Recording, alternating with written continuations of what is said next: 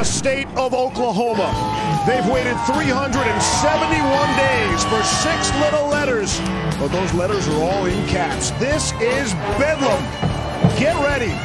4 quarters of mayhem coming your way. College football on ABC is presented by Jared.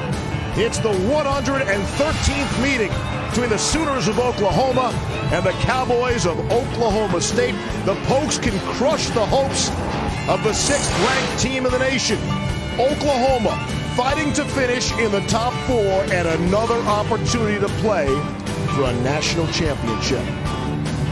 Still to be determined. Now these players, they run out of this tunnel for every game in Norman, but this is different. This feels different. No substitute for Bedlam.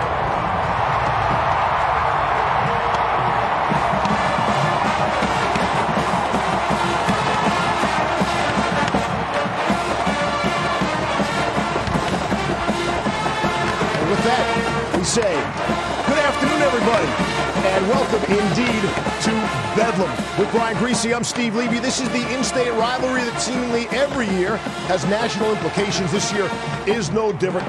Oklahoma State 2 weeks ago knocked off the 6th team in the country. Today they'll try Oklahoma.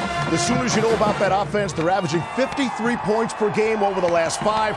It's how they light up the scoreboard, though, Grease. It is. I mean, they have talent with Kyler Murray, Marquise Brown, CeeDee Lamb, but it's the most explosive offense you could argue outside of Alabama here at Oklahoma, and it's a lot of the ingenuity of Lincoln Riley. You're going to play against TCU a couple of weeks ago, Gary Patterson. You know what you're going to get. You insert Marquise Brown in the backfield as a running back. The speed that he has matched up on an inside linebacker, these kinds of things from Lincoln Riley get you quality looks.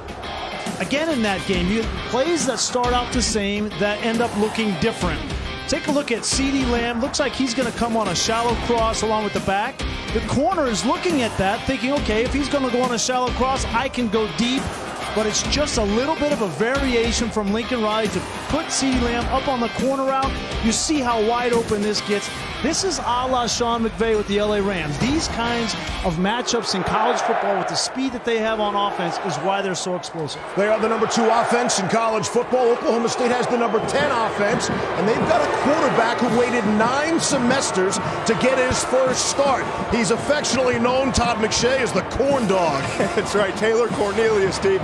And when you look at him, he's a big guy, 6'6", 235 pounds, really good athlete. The teammates say he's the best basketball player of all the guys on the team. And I've seen this year development throughout the season, big-time arm. I've even talked to NFL scouts that think he could, despite the lack of experience, wind up being a late-round pick or a priority free agent and get a shot at the NFL. We will watch for him and a whole lot of points coming up this afternoon. Mike Gundy, just 2-11 in the Bedlam series as head coach of the Cowboys. Looks to put the hurt on Lincoln Riley and the Oklahoma Sooners today.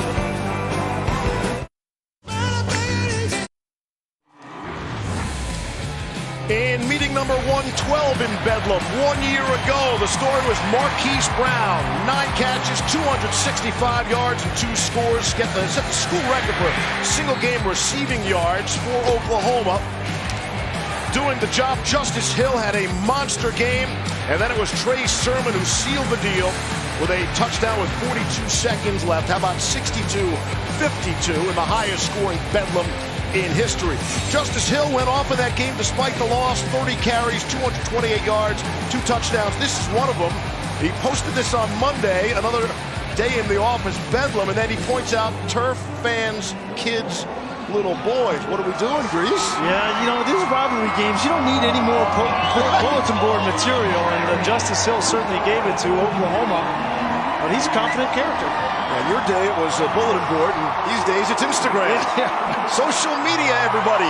Get involved. As will we. Oklahoma State has won the toss. They have deferred. We'll see that explosive Sooners offense to begin. On a gorgeous day with temperatures in the mid-40s, clear and beautiful, just as a second weekend in November should be. Jake McClure has it on the tee at the 35. And he'll kick it away. Trey Brown is back deep for Oklahoma, and he will take the knee. When you ask people about Kyler Murray, they all say the skill set. We've never seen anybody like this before, except... Well, you know, I was racking my brain trying to find somebody he reminds me of, and the only thing I can come up with, the one guy in history, is Michael Vick. And I had a lot of experience playing against Michael Vick in the NFC South for a number of years, but we remember him in college. This looks a lot like Kyler Murray. The improvisation, the acceleration, and the speed. We all remember this run against Florida State back in '99, but that's the only guy, Steve, that I can compare Kyler Murray's talent to. We will watch for that all afternoon. Here come the Sooners. First down and 10 for the 25. Trey Sermon had a monster game a week ago, and he's got the ball, and he's got a big gain on first down. Turns the edge, and he's down the sideline. Trey Sermon, and that's how you start a football game. Kenneth Edison Magruder ran him out, but not until Sermon ripped off 60. Right off the bat, Oklahoma State defensively breakdown in their gaps. The corner is responsible. It's A.J. Green. He had a play like this last week, gave up a long touchdown run, and it happens on the first snap of the game here against Oklahoma. Sermon rushed for 26 times for 206 yards and 3 scores a week ago, including a 20 and 30-yard touchdown to put the game away. On the ground, it's Murray, the quarterback, trying to make some people miss. Down to the 6. Again, it's Edison Magruder on the stop. Take a look at the right side of the screen. You're going to see the corner, A.J. Green. He's running down with Marquise Brown, but you got to keep your eyes in the backfield. And the way that Oklahoma wanted to start this football game, they all talk about Marquise Brown and C.D. Lamb and Kyler Murray in the passing game. This offense is predicated on physical downhill run with this offensive line. Murray gets 6. They're inside the 10 on 2nd and 4. C.D. Lamb in motion. It's Sermon. Tripped up just shy of the goal line. Trey Sermon with that game last week, reminding everybody he's the guy. Kennedy Brooks has provided a few sparks. And now we find out, Grease, there's nobody else. It is Sermon and Brooks, and that's about it. 2 healthy scholarship runners available for Oklahoma today. We were just informed prior to kick, no TJ Pledger today. Of course, they already lost Marcellus Sutton. Rodney Anderson went down in game number 2. That's Murray, top of your screen. Wildcat. Sermon will take the direct snap and lower his shoulder into the end zone for a touchdown. And that's how this one starts. All on the legs of Trey Sermon. 6-0 Sooners.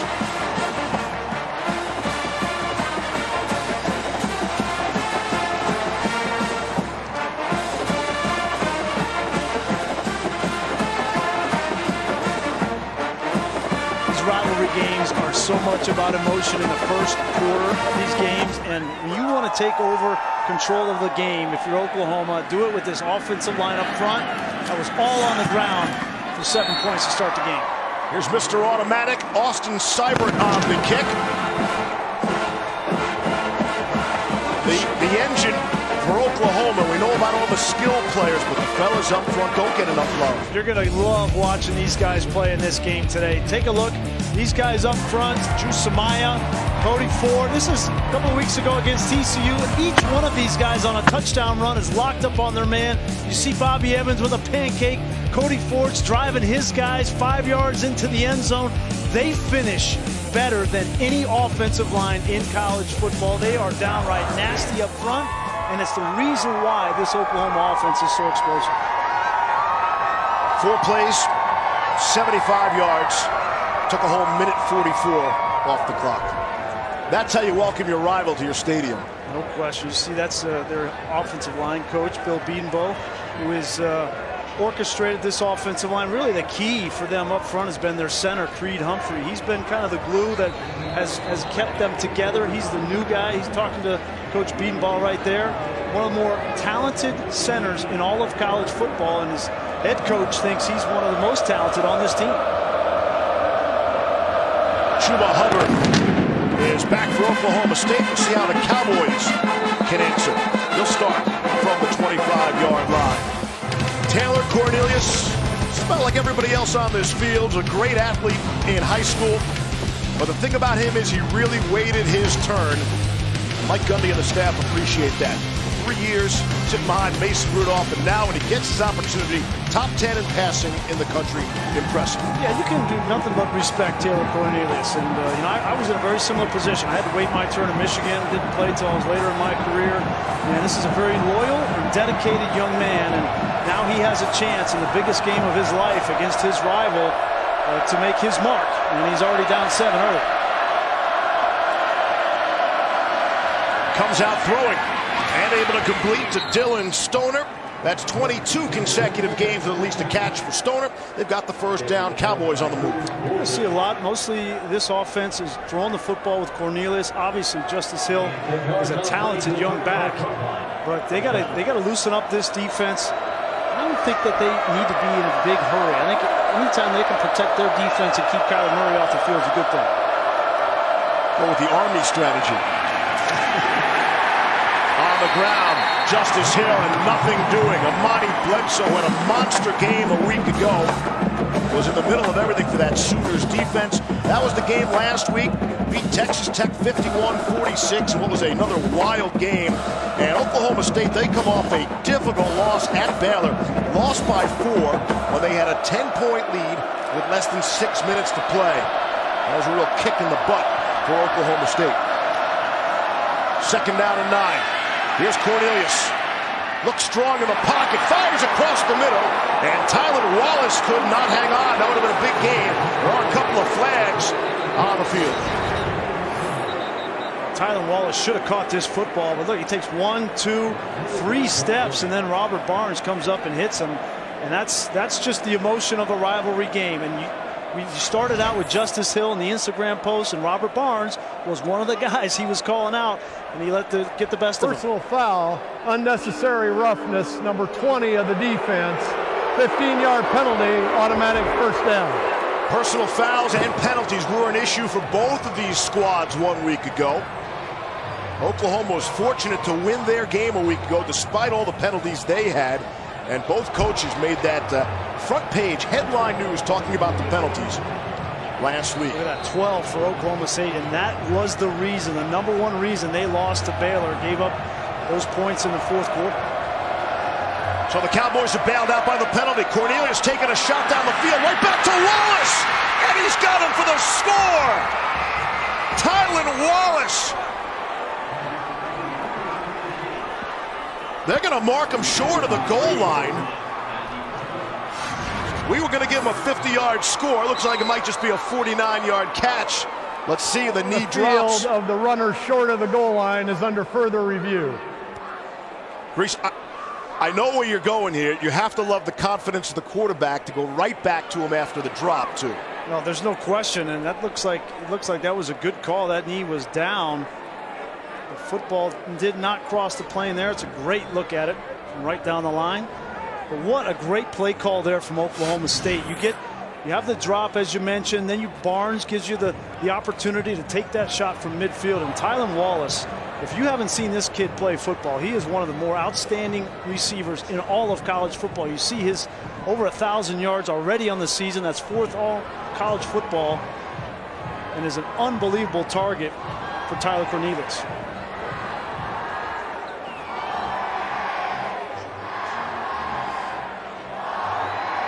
After review, the ruling on the field is confirmed, short of the goal line, first down, Oklahoma State. You're going to see this time and time again. Oklahoma State attacking the weakness of Oklahoma's defense, which is that secondary. And anytime that Tylan Wallace is matched up man-to-man, whether it's against Trey Brown, Norwood, or Motley, they're going to take their shots down the field.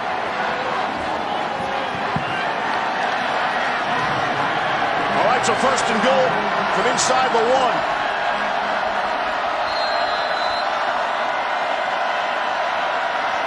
They got 3 of those cowboy backs, as they call it, for Oklahoma State. On the ground. Justice Hill will get credit for the touchdown. 9 snaps into this year's edition of Bedlam. And we have 2 touchdowns. We had 114 points last year, partner. You better get ready. Let's go. And doing it different ways. Oklahoma all on the ground, and Oklahoma State all through the air. I think that's what you're going to see a lot of today. Here's Matt Ammendola for the extra point. Kicks it through.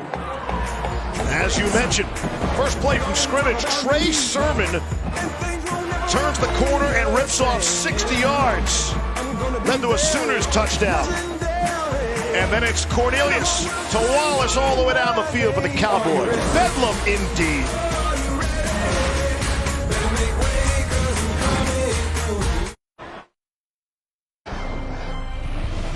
You're watching Veterans Week coverage on ESPN, brought to you by USAA. Veterans Day tomorrow. Call this Veterans Weekend. Hopefully some of you will enjoy a day on Monday. Celebrate Veterans Day week, if you will. Can't thank all the brave people, men and women, protecting us in the past, the present, and in the future. 7-7 early on here, and if you look at, you're interested in such things, the Cowboys come in, let's say 3 touchdown underdogs in this one. Just about, but they've had experience in this role. You see, since 2001, they've been 18-plus point dogs 3 times, and they have won 2 of those games, both here in Norman, one under Les Miles, and then obviously in 2014 under Mike Gundy. So they know how to put this upset together. First down and 10 out at the 25-yard line following the touchback. Kyler Murray has yet to throw a pass today.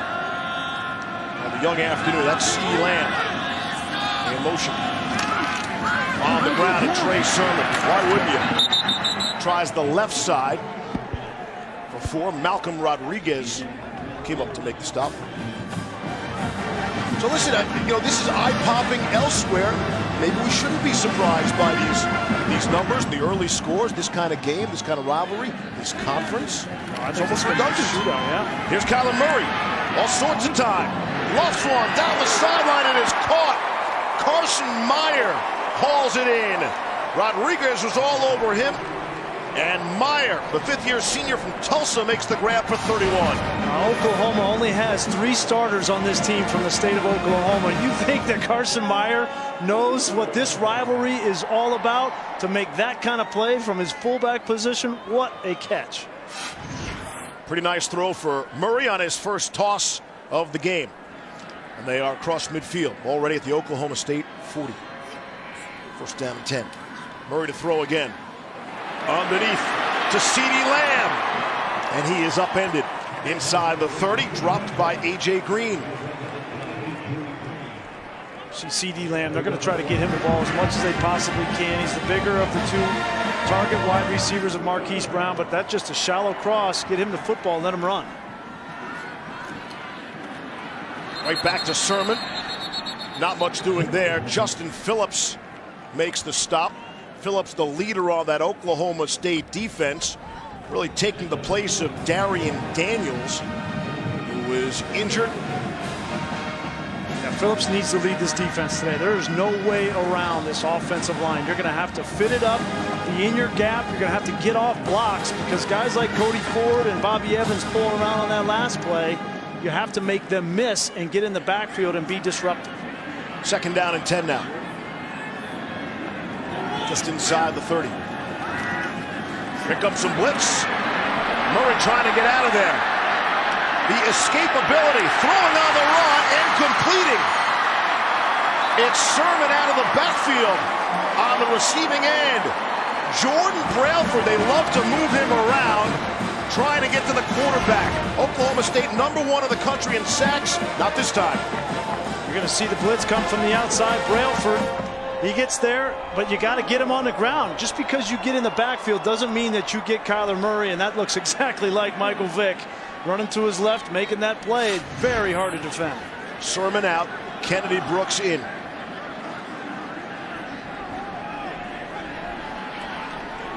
Lamb again in motion, top of your screen. It's Kennedy Brooks, the ball carrier. And he is dragged down shy of the goal line. Great tackle, great individual tackle by Justin Phillips to prevent the touchdown. There's so much pressure when Oklahoma starts to run their counter with both the guard and tackle coming around. As you see, Trey Sermon comes off, and that's very, very costly for OU because of the fact that they've lost 3 running backs out in this game. One for the season, Rodney Anderson and Marcellus Sutton, but not out there today is TJ Pledger. So right now, Kenny Brooks, the only healthy back. 2nd and goal inside the 1. Kennedy Brooks making it look easy. His 7th rushing touchdown of the season. And Oklahoma back on top.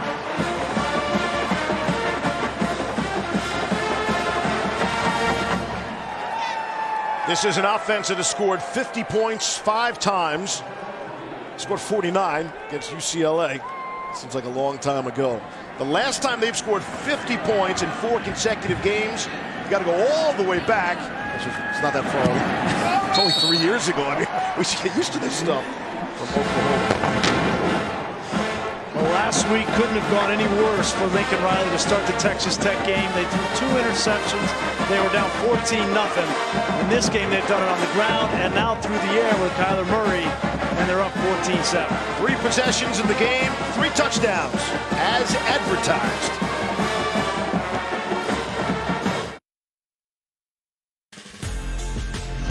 College football on ABC is presented by Jared.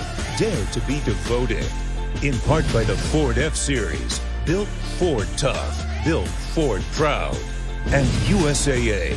Join us in saluting our veterans. Go to USAA.com/Veterans Day. Travis DeGreat on the Oklahoma sideline. Josh Schenck out there as well. Lincoln Riley saying of the two, you just see the determination those guys have, doing all they do. It doesn't surprise you so much they do on the field. They're the guys we can count on. Our thanks to Josh and Travis, all they do off the field. Here's Todd McShay. You guys miss me? Where you been? Grab a sandwich? Yeah, exactly. Tylan Wallace, I know you already touched on it, Grease, but I didn't know a whole lot about him coming into this week and preparing and watching him on tape. He's playing like an All-American. And the thing that he does is contested catches. I know he had the drop on that first drive, but his ability to go up and make difficult catches in the air, contesting catches with defensive backs on him, to me, that's kind of what separated him from a lot of other guys in the country so far this season. Yeah, Todd, it'll be interesting to see how Oklahoma decides to play him now, whether they roll the safety over the top. Cornelius comes out throwing. It's Dylan Stoner, his 2nd grab. He'll be short of the marker. I don't think that Ruffin McNeil is going to want to make a living leaving his corners, whether it's Trey Brown or Trey Norwood or Parnell Motley, matched up in man-to-man on Tylan Wallace. So that should allow Oklahoma State a little bit more room to run the ball with Justice Hill. Game number 4 with Ruffin McNeil as defensive coordinator. Replaced Mike Stoops. Heading into the bye week off the loss against Texas. The only loss for Oklahoma on the season. 2nd and short.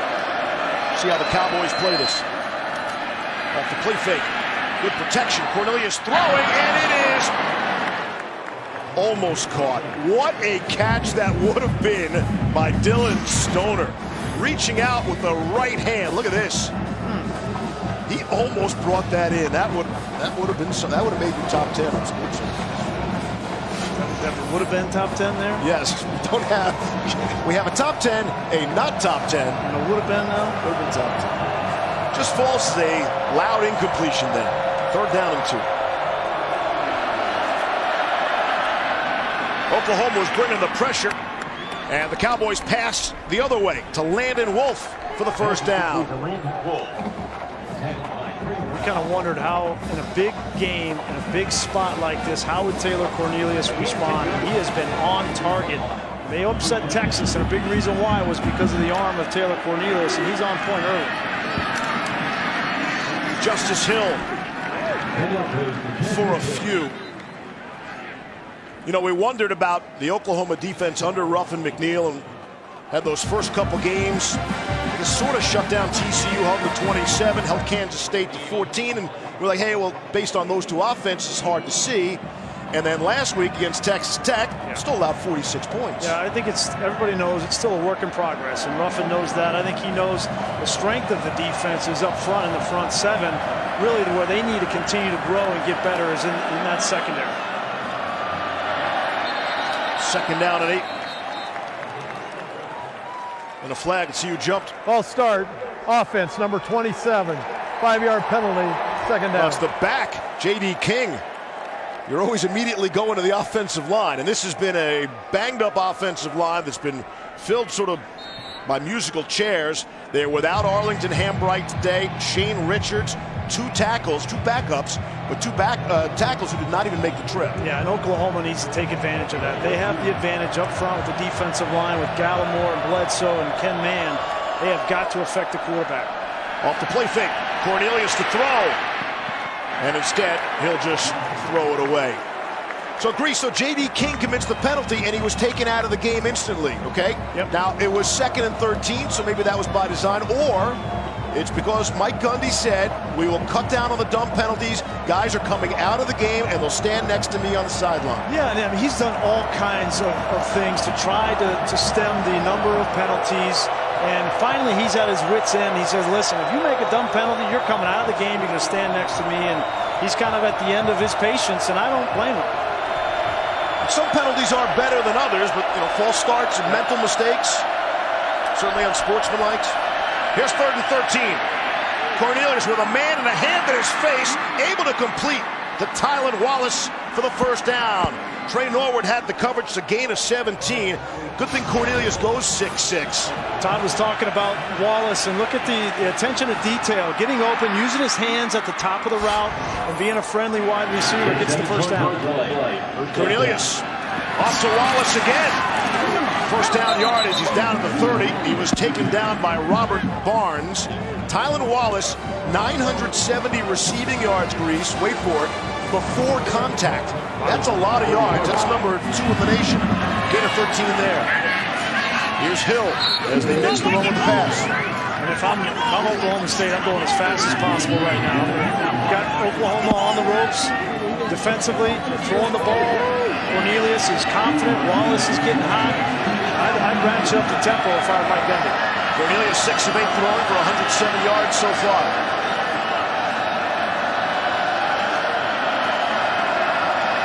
6.5 to play in an energetic first quarter. Cornelius the pump, and it costs him. He's taken down back at the 31 by Curtis Bolton. This is a coverage sack. Nowhere to go with this football. This pocket is pristine initially. Right now, the ball should come out. Wants to throw it, but coverage downfield, and Bolton finally gets to Cornelius. Big play for Oklahoma defensively. One of the few California players on the Sooners. Curtis Bolton, the 5th-year senior. 3rd down and 11. Able to convert on the first 2. Oklahoma looked a little bit confused there. 2 to snap it. Yeah. No way they got that off. Let's see if they got a timeout. And they did. Prior to the snap, Oklahoma State takes their first time out of the half. It'll be a media break. Thank you for that, Brad Van Vark. He's our referee today. 14-7, Bedlam. Matt Berry with your CarMax Drive What's Possible update. First possession of the game for Alabama. Tua Tagovailoa drops a perfect throw to Irv Smith Jr. Out at the 1, Alabama would punch it in a play later. Steve Levy back to Bedlam. All right, Matt, thank you. And just in time, we welcome you back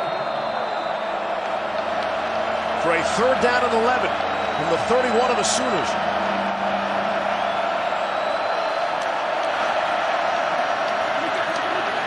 Cornelius with some pressure up the middle. Throws for the end zone. It is caught. It's Tyron Johnson for the score for 31 yards. And we go back and forth. 4th possession, 4th touchdown. Trying to tell you there's going to be a lot of points in this game, partner. Yeah. This is just a ball that's thrown up. It's a 50-50 ball, and you can't blame Oklahoma State for taking this approach. Johnson just goes up taller than Trey Brown.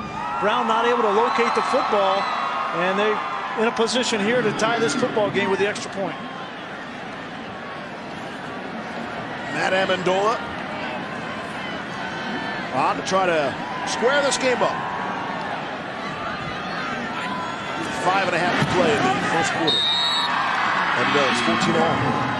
Well, the best game that Tyron Johnson had in his career was last year against Oklahoma, and he's off to a hot start in this game as well. There he is on the outside, inside leverage by Trey Brown, and Cornelius just going to throw this ball up. Brown is in position, just not able to locate the football and make the play on it, and it ends up in a touchdown. And everybody knows when you play Oklahoma, their weakness, right? And so they're just going to continue to attack downfield throughout the course of this game. The other thing I noticed on that play too, coming out of a timeout, which was called because of confusion when it came to lining up the previous play, they didn't have 11 players on the field. Jordan Park, I should say, number 1, came running on the field late. So I don't know if it had anything to do with the play or the decision by Cornelius to throw the ball down the left side, but at the end of the day, you got to have the right personnel coming out of a timeout, and it's just kind of indicative of what we've seen the last few weeks with Oklahoma. Parker is backing up Khalil Houghton, who did not play last week and is not here today either. Will not play, banged up. But here's what I'm thinking. We just come out of Matt Barry's update about Alabama, and that's how everybody wants to be judged by, right? We saw what Alabama's defense did a week ago, for example, and then you question the Oklahoma defense. Well, yeah, everybody's had questions about Oklahoma's defense, but certainly their offense has masked a lot of that throughout the course of this season. Here's Trey Brown now, and he is bumped backwards. Bumped down to the 15-yard line. Devin Harper on the special team stop.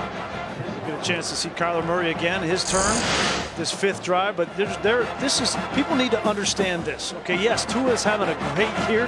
Kyler Murray is having just as good a season as Tua Tagovailoa, and people I don't think are giving him enough credit.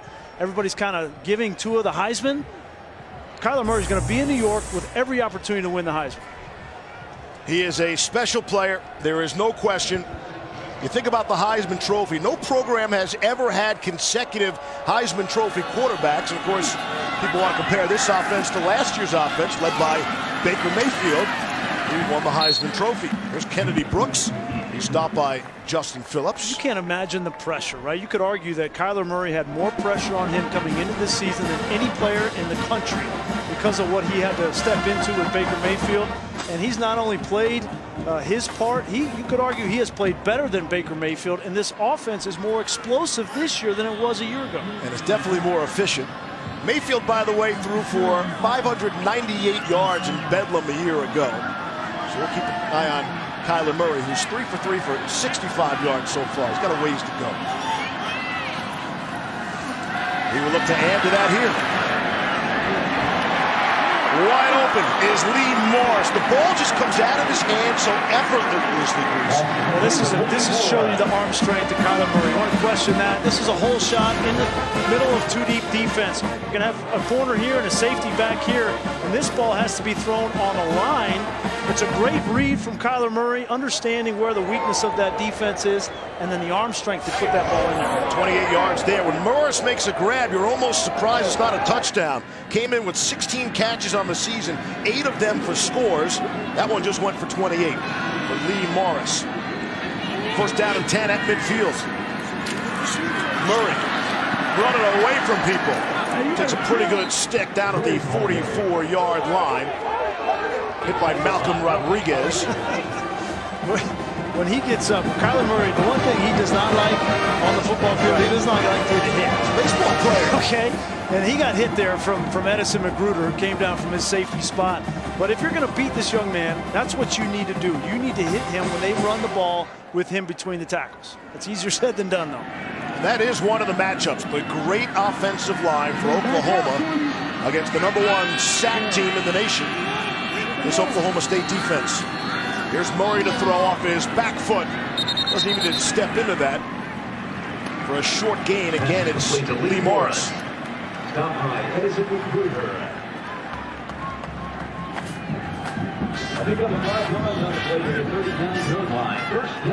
Got the first down. Kennedy Brooks stumbles forward for a couple. Bradford made the stop.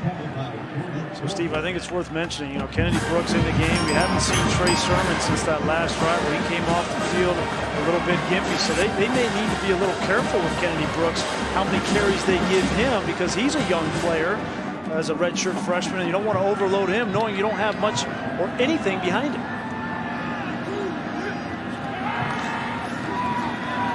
On the ground, they swing it to Brooks. It's another touch for him. It is impressive without Rodney Anderson that they are still the #1 rushing team in the Big 12, number 12 in the country. Again, when you lose a talent like Rodney Anderson, he's a tough story, right? Third season-ending injury for him. Todd McShay's been looking at his tape. Hopefully, he'll be playing on Sunday for the NFL. You see that Trey Sermon has really stepped up for them. But without those three guys at the bottom, and if Trey Sermon, who's still on the sideline, not to go here, and Lincoln Riley gets credit to him recruiting-wise that he's got this kind of depth. 3rd and 4. Murray's got all sorts of time. Waits for Brown to come underneath, and he's one move.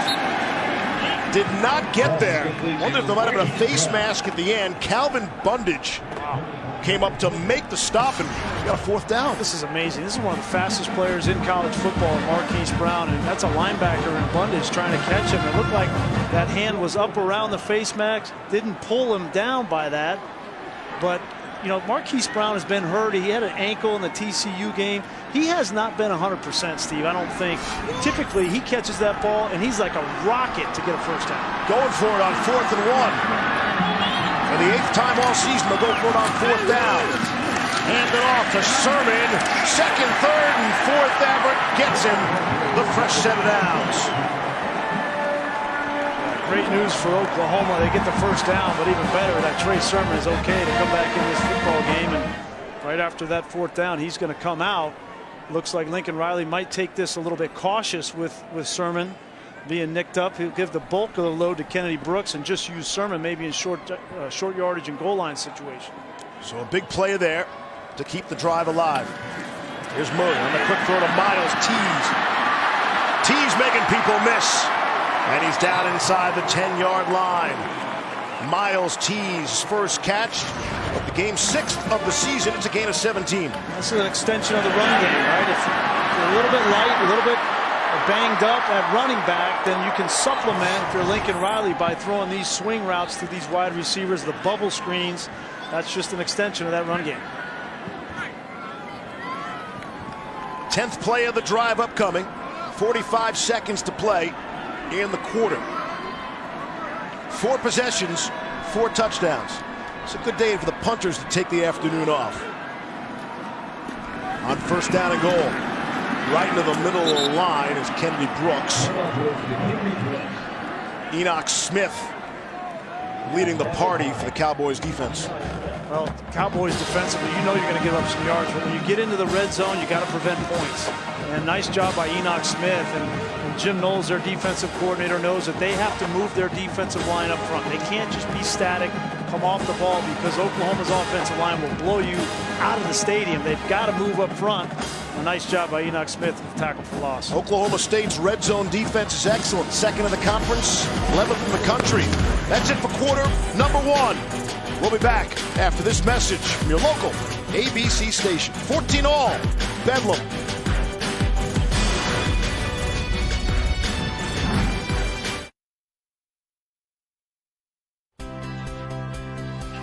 As always, this time of year, we like to salute all of our nation's veterans, past and present, as we take a look at some of the courageous soldiers, the men and the women, protecting us from around the globe, proudly showing off their school pride. We thank you all for your service. There's bedlam everywhere you look. Good on those people. Can't thank you enough. Veterans Day, Veterans Weekend, Veterans Week. Let's get the whole month. Steve Levy, Brian Greasy, and Todd McShay. The 113th edition of Bedlam here in Norman, Oklahoma. Tied at 14. We've had 4 possessions, 4 touchdowns as we welcome you back. This is the 5th possession of the game. Oklahoma on 2nd down and goal from the 9.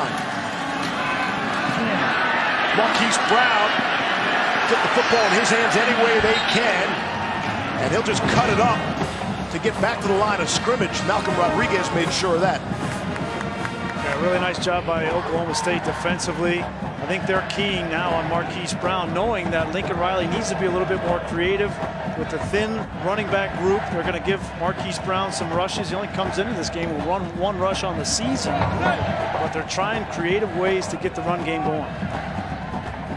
Rodriguez up to 5 tackles so far to lead the way for that Cowboys defense. So here's 3rd and goal from the 9. Got 4 seconds to snap it, make it 3. See if they got the timeout in time. Prior to the snap, delay a game, offense, 5-yard penalty, 3rd down. Did not push him back. Yep, this has been an issue for Oklahoma. They've been doing more checking this season with Kyler Murray than even they did a year ago. So this is not a matter of the play coming in late. It's just they're making a lot of checks at the line of scrimmage, and you got to keep your eye on that play clock. And it costs them now 3rd and goal from the 14. Kyler Murray, just his 14th start. Had the 3 starts back at A&M. Had the 1 short start for Baker Mayfield a season ago. And then all this time. Still 2 to snap this one. Finally get it away. Here's Murray under pressure. The last second gets it off to Sermon. Stays inbounds and then is bumped out. We'll see where they mark him out. They're going to say back at the 4-yard line.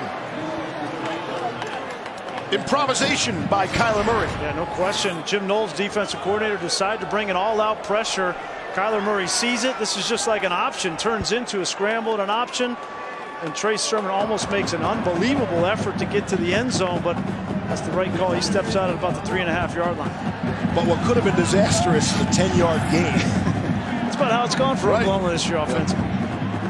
Turn nothing into something. Austin Seibert is on. Chip shot from 21 yards away. It's good. And there is news. 5 possessions, not 5 touchdowns. Somebody snuck a field goal in there. And it's 17-14 Sooners. I think it's going to be one of those days, you know, that even in this kind of a game, it's going to be a shootout. Last year, 62-52. So it's not about necessarily defenses keeping you off the scoreboard. It's about how many times can you take a potential touchdown and have it end up being a field goal.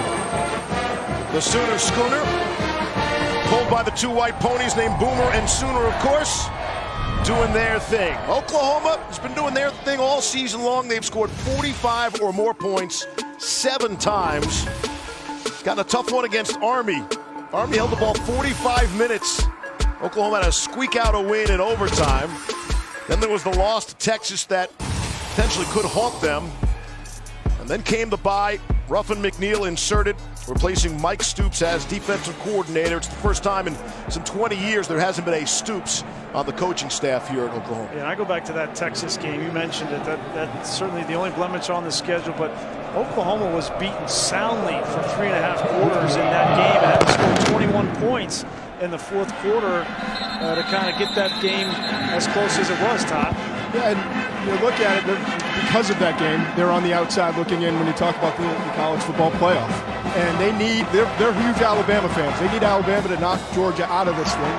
And then they need one of the other 3 teams. Talking about, Clemson, is there a loss on their schedule? You're talking about Notre Dame, is there a loss left on their schedule? Maybe at USC. So they need some help, and they need to continue to play the way they are offensively and get better on the defensive side. Yeah, Michigan and Notre Dame, those are the teams. Clemson's not losing.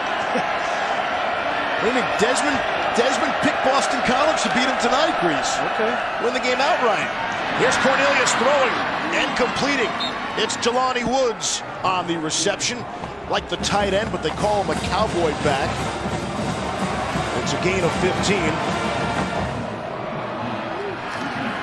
Cornelius lofts one down the sidelines. Got a man too far for Tylan Wallace. Had a step, not enough. We were watching film of Oklahoma State yesterday, and they run a lot of double moves with Tylan Wallace on the outside. That's exactly what that was. They got Trey Norwood. He bit on the out route, Just a little hook and go, just a little stutter step. That's all you need. And you look back, and if this ball was on target, would have been another touchdown. Cornelius has been on target for the most part. 8 of 11, 153 yards, and the 1 touchdown. It's Chuba Hubbard in the backfield. Nearly a decoy. Tyron Johnson makes the grab. His second, it's a first down. Working on Parnell Motley for a gain of 11. Another thing I noticed about Oklahoma State offensively is if you give these receivers free access, then Cornelius will take it every time. Wants to throw again. Down the middle of the field has Wallace and has another touchdown. Beating Trey Norwood. Cornelius to Wallace for 49 on the score. And the Cowboys take the lead.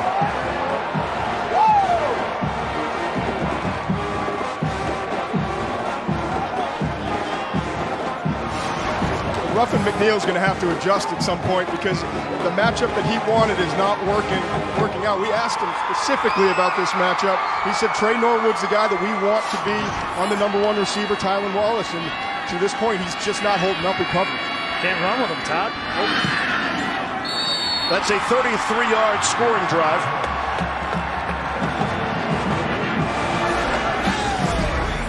(21-17).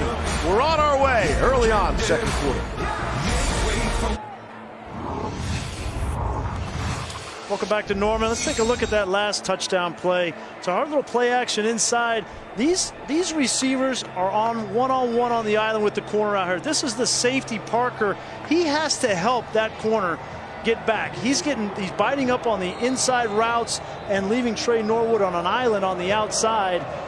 If I'm Ruffin McNeil, just like Todd said, you have got to get some help from these safeties. Khalil Houghton, who was supposed to play in this game, hurt, not able to go, and Jordan Parker not in position to help on the touchdown. 33 seconds to score for Oklahoma State to take the lead. Here's Trey Brown. See what he can do. Brown trying to make some people miss. He's out to the 22-yard line. That's where the Sooners will take over. Here's Matt Barry with an update on Michigan. Steve Levy, thank you, DirecTV. More for your college football thing. You want an offensive explosion? Go to Piscataway and check out Isaiah Pacheco. 80-yard touchdown run. Michigan giving up just under 94 yards a game. And Pacheco gets 80 in one clip. There's some bedlam, Levy. 7-7 in the second. I hear Pacheco. I'm thinking he's related. Ferdy, the fight doctor. Barry, you want an offensive explosion? Check out my drive chart. Wow. That's how I roll. 38 points, 449 yards of offense. And we are on pace to obliterate last year's record for points in Bedlam. And Kyler Murray slides into second base. You got to call holding on the edge. I think Coach Gundy runs holding on the edge. Just a guess. Mike Gundy wants a win in this series. You know, he kind of downplayed the rivalry in talking to him this week, and maybe that's because he's 2-11 in this Bedlam series. He said, look, we got to get the kids excited every week. If we make this game to be more important than another game, it makes things difficult. Here's Murray going to take off. Kyler Murray cross midfield, and he'll scamper out of bounds. Gundy also said that Murray, when he scrambles, it's not for a first down, it's to get 60. This is amazing, right? He's rolling out here. He wants to throw the ball deep. And Oklahoma State does a nice job of covering deep. But if you don't have the lanes, he is so fast, so explosive. And this is Michael Vick. That's what that is. You get to the second level, and you're lucky if you can lay a finger on the kid, much less get him on the ground. 29 yards on that scamper, if you will, for Kyler Murray. He was the first Oklahoma player to ever have 300 yards passing, 100 yards rushing in a game. Did that a week ago. Kennedy Brooks breaking through people. Here's Brooks to the outside for the touchdown. Could have gone to Sermon or Brooks. It's 45 yards for the score. And we go back and forth. Great blocking up front by Samaya, the right guard, 75. Here he is. He's going to pull around and get the block. And then downfield blocking by C.D. Lamb. There's the kick out, great cut. And then look at CeeDee Lamb downfield. Look at this block down here. Unbelievable job by CeeDee Lamb. Austin Seibert on for the extra point. Seibert is already the career leader in points for Oklahoma. He will add to that. You get catches, you get touchdowns, you get all the glory, but if you're not doing this, you're not playing for Oklahoma. Great job with number 2.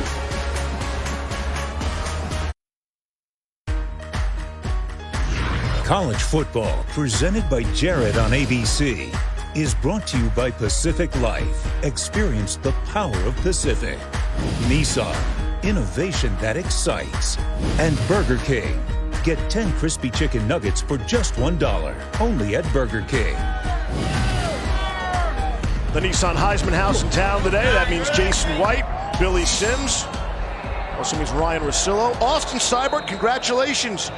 You are the all-time leading scorer in Big 12 history. How about that? And he now needs just 43 points to be the all-time leading scorer in FBS history by any kicker who's ever played the game. Pretty impressive stuff.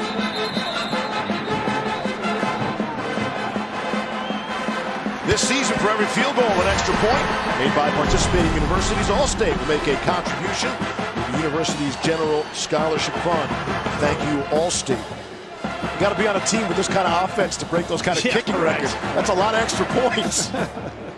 Not so many field goals, a lot of extra points after all those touchdowns.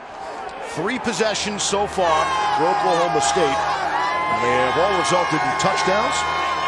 There's only one team playing this game with hopes to get to the college football playoff, and it's Oklahoma. The big question coming in was this defense.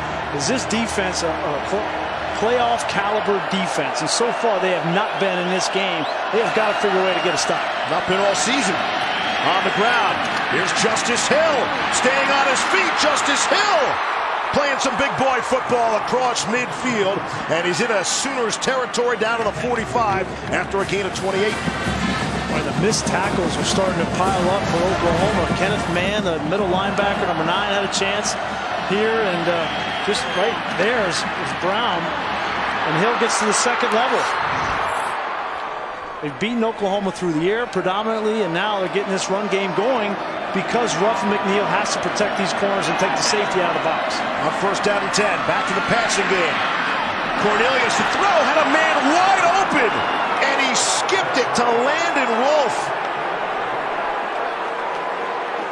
Boy, another gaping hole in this defense. Just a pump outside on the swing route, and it comes wide open to Landon Wolf on the wheel, and that wasn't even in the neighborhood. He might have lost that in the sun, too. The glare, wearing the shield. Yeah, that wasn't on the receiver, the Wolf. That ball just not thrown far enough outside. You look into that greasy all afternoon. Man who wears his sunglasses at night. Here's Cornelius, not that time. Neville Gallimore drops him. The junior from St. Catherine's. Second sack of the game for Oklahoma. Talked about the advantage that Oklahoma does have defensively. They should be able to get after this offensive line. It's been wrecked with injuries, and that time, nice rush from Gallimore. Brings up an opportunity here, 3rd and long, to get off the field for Oklahoma. And the drama and the intrigue that we might actually have a punt. There's still a lot of confusion in the secondary for Oklahoma. 3 to snap it. 1-0 to see if they got the timeout. And they did. Timeout, Oklahoma State. Their second of the half. It'll be a media break. Both timeouts used to try to avoid the delay of game penalty. We'll be right back.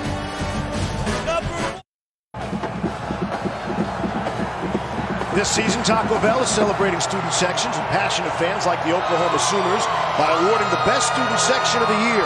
Go to ESPN.com/Taco Bell to find out if your team made this week's rankings and to see how your school can compete. Here's 3rd and 18.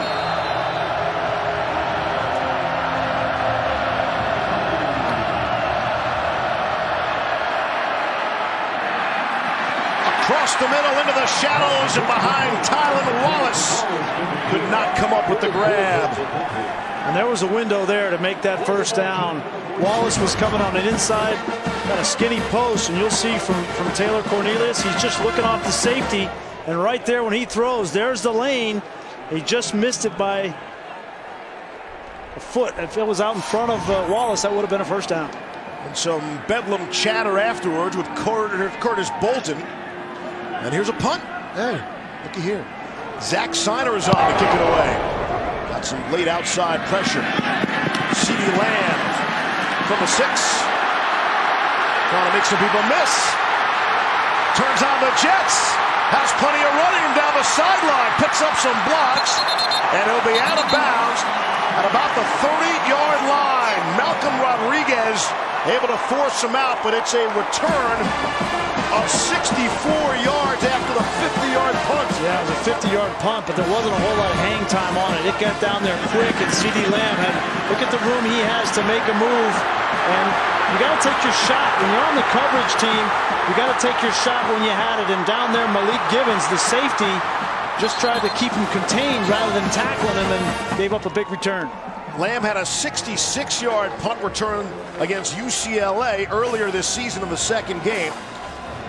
So the 64-yard return right now, and has Oklahoma set up in excellent field position. Already leading by 3, 10 to play in the first half. They'll start this drive at the plus 29. Murray on the ground to Trey Sermon for a couple. He knocks Smith. Stop.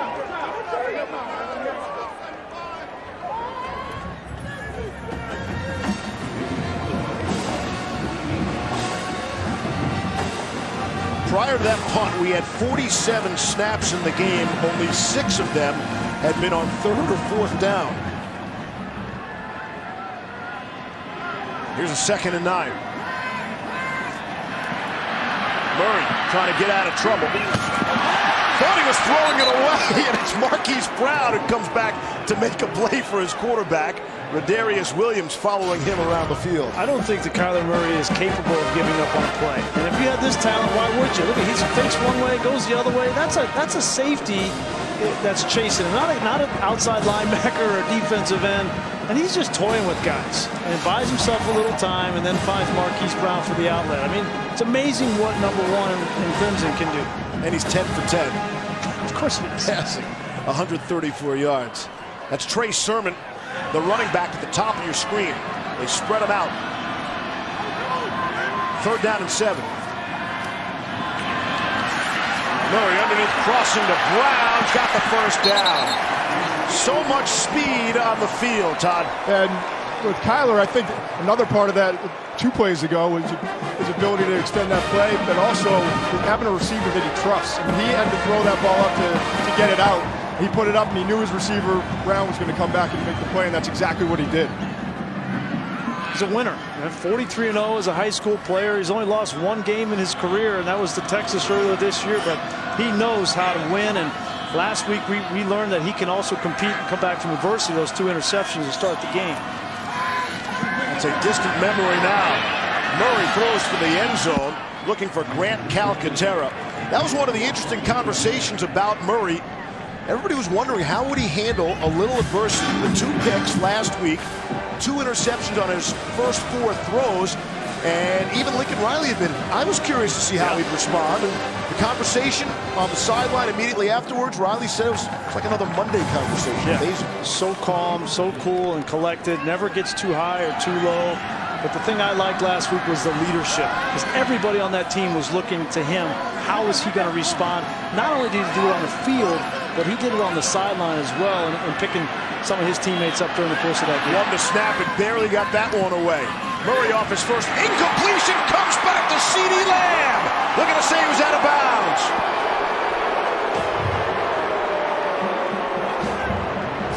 So it certainly looked like CeeDee Lamb had a foot come down. That ball perfectly thrown. An eye on that left. Oh yeah, his hand came down out of bounds first. Great call by the official. Colby Peel had the coverage. true freshman from College Station. And give Peel credit too. He came over, didn't give up on the play, and hit C.D. Lamb, and that's what caused the hand to come down first. It looked like a foot was going to come down in bounds had Peel not pushed him out. But you're giving credit left and right to the referee officials today. Like it. Called a good game in his stride, and now we got some flags. We'll check on this prior to the 3rd and 10. Ball start, offense, number 71. 5-yard penalty, 3rd down. It's Bobby Evans, the left tackle, junior from Allen, Texas. And an opportunity here for Oklahoma State defensively. After the long punt return, Oklahoma had great field position, and now Oklahoma with opportunity to get off the field in a 3rd and 14-15 situation. That's just the 4th penalty of the game. Again, that was a major story coming in for both programs, who combined for 23 penalties a week ago. These safeties are really tight. That may be a pressure situation. Again, it's Sermon and Brooks together in the backfield. It's Sermon bouncing off some people and trying to make a move or two. And to bring up a 4th down and long. Well, that's a win, right, for Oklahoma State. No question. Force that field goal attempt and keep this a 1-score game, potentially.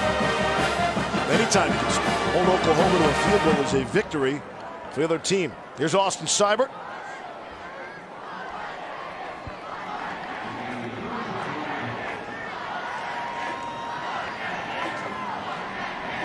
This will be from 36 yards away. Hit a 21 earlier. And Seibert will look to close in on the all-time leading scorer for FBS among all kickers. Kyler Murray, we joked he was sliding in the second base. Perhaps you're aware of his baseball skills, the number 9 pick overall of the Major League Baseball draft back in June by the Oakland A's. Some other baseball players who played football. The Jackie Robinson thing, that's an unbelievable picture. Yeah, Kirk Gibson at Michigan State. And then we flip it the other way. There are these great football players who also played baseball. I've never seen the Dan Marino picture before. That's vintage right there. Yeah. You knew he had a good fastball. The 4th round of the Royals. And when you play both and have success in both, here's Bo and there's Dion. They only need one name. Yeah, I mean, yeah, you play 2 sports, you go with one name, you got to be a great athlete, and these 2 were 2 of the best. You guys left out the Richmond Spider, huh? No Brian Jordan? Left out Tim Tebow also. Wow. You keep going? I think that's is it more. That might be it. We are reminded it's not an exclusive list. Don't @ Brian Greasy on Twitter. We know there are others who have played both sports. That was not my list. You just went with the marquee names. I got it. Greasy loves lists and red zone defense percentages among his favorite things. Percentages. Yeah. 27-21. Having a good time in Norman for Bedlam. Hope you are as well, wherever you're watching. Cowboys keep waiting for Chuba Hubbard to break one. Not going to get the opportunity there. Check out today's Aflac game fact. Lincoln Riley's hometown is Muleshoe, Texas. Texas. Population of 5,000. Nearly 5 times the size of Taylor Cornelius' hometown of Bushland. Population of about 1,000. 2 West Texas towns are some 76 miles apart. And back some 5 years ago, Cornelius, in overtime, had a touchdown run that led Bushland to a 42-35 win over Muleshoe. And these guys are going so quick here. That's Hubbard, the ball carrier. The thing about Cornelius, they said even after that touchdown overtime, he just calmly hands the football to the official. Right. Like that's what he's about. He is not flash. No. Well, and he was a big deal, but he didn't get highly recruited and came out and walked on here at Oklahoma State. You see a swing pass, but you know the thing is, 4 years ago, 2014, it was this young man, Taylor Cornelius, and Mason Rudolph, and they needed to make a decision as to who was going to play. And they told Taylor Cornelius he was going to start. He called home to his mom and dad, said, "I'm going to start." And then a couple days later, they made the decision to go with Mason Rudolph, and he's had to wait 4 years since that phone call, and now he's got this opportunity. I think Rudolph started every single game except one over those 3 years. Hubbard has the first down yardage. But he's an interesting story. You love the size that he brings. And Mike Gundy could not say enough good things about his patience and sticking around. And he has all the right things to say himself in talking about the reasons he decided to stay. The culture, the atmosphere, the city, the fans. He said, I had no reason to leave. Here's Cornelius to throw across the middle into the shadows, and it falls incomplete. Dylan Stoner, the intended target. We're in back-to-back throws now from Taylor Cornelius, just a little bit off. This one, if it's thrown up, you see how much green grass there is in front of Dylan Stoner, and it looks like he may have come down with that grab. So get his arm under the ball, or the nose of the ball touches the ground there, yeah, and then on the backside as well. Ryan Ernest had the call. Good job by this officiating crew so far today.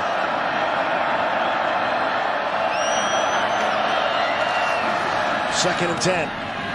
Cornelius to Tyron Johnson has the first down yardage.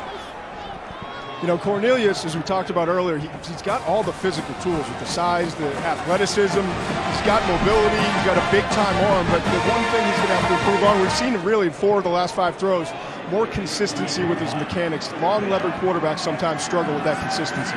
25 first downs so far. And another completion, that time to Hubbard out of the backfield. So Cornelius' youth coach and pastor said, look, he seems lazy and lethargic, like he's not interested, but I'll give you that quote in a second. Here's Johnson on the receiving end. And the Cowboys go fast. He's not going to let you get that quote in. You're going to say something bad about him. He's not going to let you get it in. He's going to go fast. I hope you can read fast. We're good. As Cornelius has time and lofts it over the head of Johnson that time. Incompletion. So it was like poison? What does that mean? Yeah, it's like poison. You take it, you don't know it's poison grease, and the next thing you know, you're dead. First of all, it's not my quote, okay? Okay, that's his high school coach's quote. Yep. I'm not sure I understand what that means. I think he can lull you to sleep. He can put you to sleep. He's not excitable. He's not running around. Hey, look at me. Look what I do. Let's talk about me. Got it. And then, in the end, the final score, his team has won. I think that's what he was going for. Let's not do that again next week.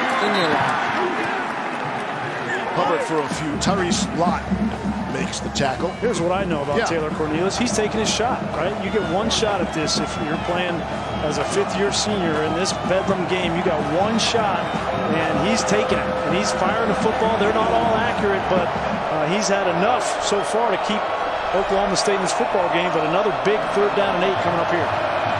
J.D. King and Chuba Hubbard are both in there now. That's King trying to swing it to him. And he couldn't haul it in. Cornelius just off the mark there, and it's 4th down. It's an interesting decision there to throw the swing route to the back. You've had so much success throwing downfield. Even when the defensive backs for Oklahoma have been in position, they've gotten beat by Tylan Wallace. And in a 3rd and 8 situation, a big play in the first half, I think I would have taken a shot again on Tylan Wallace. Here's Matt Ammendola from 41. Been in a bit of a slump, Ammendola has. He's missed 4 of his last 5. And we got a timeout. Timeout, Oklahoma. Their first of the half. It'll be a media break. They had 12 guys on the field, and Justin Briles was running off the field. Matt Berry here with a studio update over on ESPN. Washington State and Colorado. Gardner Minshew finds Max Borghi out of the backfield, and Borghi takes it in for the touchdown. Levy, a defensive struggle at Colorado. If you like that, you watch ESPN. If you want some points, welcome to ABC. There's Matt Ammendola. I told you he missed 4 of his last 5. No one was on him for the 2 misses last week. In a crazy windy afternoon at Baylor, missed from 45 and from 47. Could have been the difference in the game. Here from 41 yards away. On the way. And no good. Missed it to the left. So Amendola's slump continues. And it remains a 6-point game under 5 to play in the half. Well, you give the ball right back to Kyler Murray with plenty of time left in the first half. He's been on fire all season and is no different in the first part of this game. Take a look at the progression. We talk about his speed and all those things, but look at his mental capacity going through his reads, and then an accurate ball thrown to a fullback on a wheel route, then extending plays. This play ends up being almost 6 seconds, and you give him that much time, he's going to find an open receiver. And when you do everything right, you have containment and you have coverage downfield, you think you're in good shape. Nope, sorry. You just squeak out here for another 25, 30 yards. Almost impossible to defend. Murray in the offense. Take over the 23. Quick throw to Miles Tees. He is swung around for a loss. Kenneth Edison Magruder on the stop. You know, the thing that stands out to me, too, is his offensive line and protection. I know a couple of those plays there, you saw a little bit of pressure, but we're talking about the #1 sack defense in the country, and they've done a good job so far up front, giving Kyler Murray some protection. Yeah, we really haven't mentioned Jordan Brailford, who comes into this game as one of the leading the Big 12 in sacks, but there hasn't been any pressure. Murray looking to get out of there.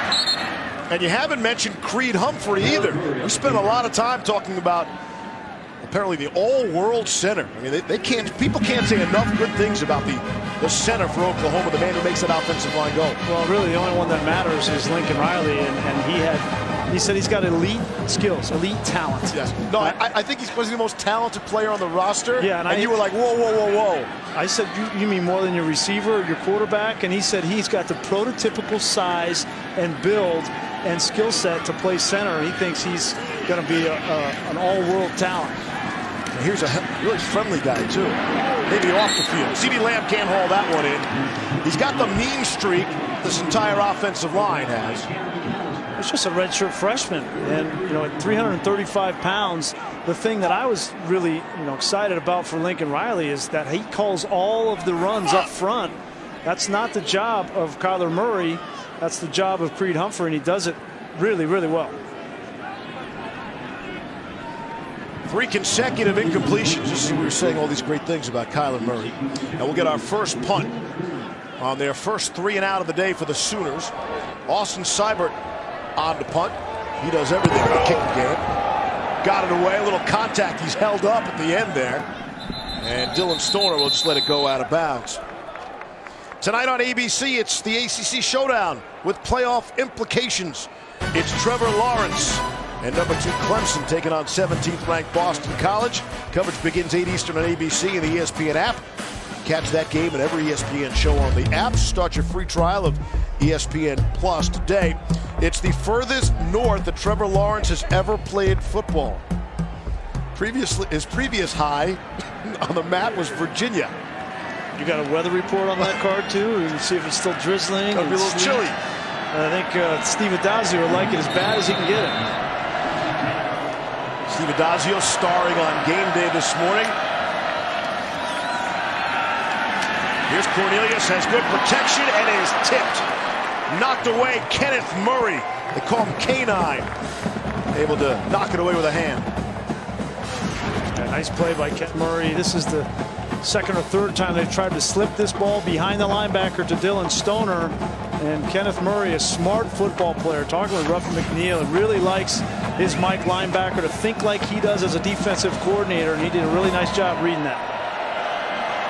He's a team captain, and he's only a true sophomore. Very impressive young man.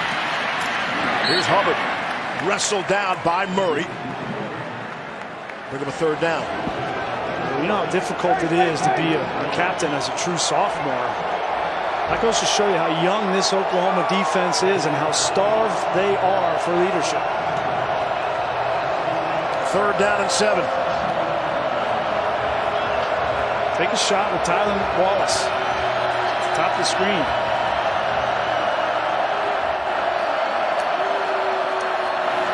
Rushing 4. Got it out quick.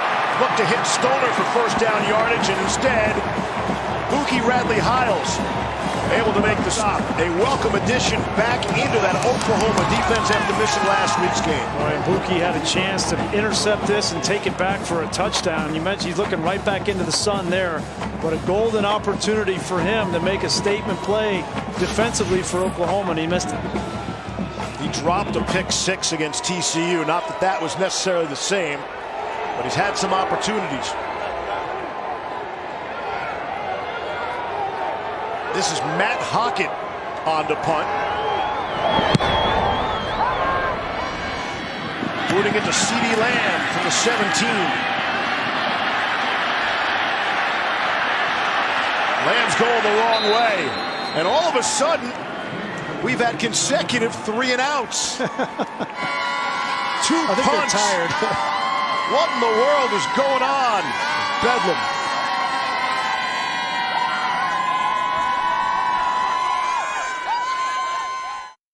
This season, keep. Welcome back to Bedlam, 27-21 Oklahoma. Here's pregame with Cale Gundy, coach for the Oklahoma Sooners, working on ball security at all times. It really stood out on tape watching this week how high all these running backs carry the ball. So I asked our stats guys, how are they in ball security? They've only lost 1 fumble all season long, and it came from the quarterback, Kyler Murray, not from any of the running backs or receivers. They do a great job with ball security. They practice their final period of practice every day is a ball security drill circuit where they go through different stations. They really focus on emphasizing it here in Oklahoma. That is different. It's awesome. Look like a joust. There's Sermon on the ground. On 1st down and 10. Sticks. 2.5 to go. There are the brothers. Mike Gundy, who stays as quarterback at Oklahoma State. Cale said just about every single quarterback record here prior to Bob Stoops' arrival. As the brothers had a little meeting on the field prior to the game. Say everybody in Oklahoma, the state of Oklahoma loves this rivalry except for the Gundy family because they're torn. It's a tough week for them. Speaking of family, we should make the point that Mike Gundy actually did not travel with the team. Ball start. Offense number 2. 5-yard penalty. 1st down. Mike Gundy was back in Stillwater, did not travel with the team, watching his son Gunner play in a playoff game last night for 10-0 Stillwater High School. Now they went to 11-0 last night with a 48-13 win. It's Stillwater's first playoff win in a decade. It's only a 45-minute drive, no big deal. You've got to be reminded that this is Gundy's job, right? His family is back in Stillwater. And the next matchup is a different kind of family matchup, up against Justice Hill's brother. Here's Kyler Murray taking off. 1st down yardage, and he'll scamper out at the 38-yard line. So just to clean this up, Stillwater will move on to play Booker T. Washington. They're led by Dax Hill. That's Justice's brother, who is a 5-star mega recruit who is committed to school in Michigan, I understand. Yeah, well, you know who Mike Gundy's going to be rooting for. Not only is his kid playing, but Justice Hill's brother didn't commit to Oklahoma State, so he's definitely rooting against him. Well, Gundy says we don't get 5-star guys here. Not even with Justice? Right, I mean, how do you not swing that? Yeah, not even a legacy.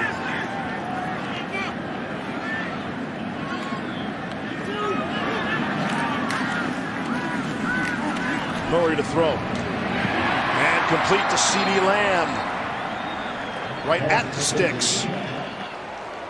Gain of 10. After that last 3 and out for Oklahoma offensively, Kyler Murray came off the field and Lincoln Riley talked to him for maybe 4 or 5 minutes. And they were just talking about, hey, what happened on that series? What do you like? What are you feeling out there? What are you seeing? And I fully expect them to get back on track here on this drive. 90 seconds to go in the half. Oklahoma State will get the football to start the second half. Every possession counts in this game. Kyler Murray knows that. Marquise Brown, touchdown! 51 to the house.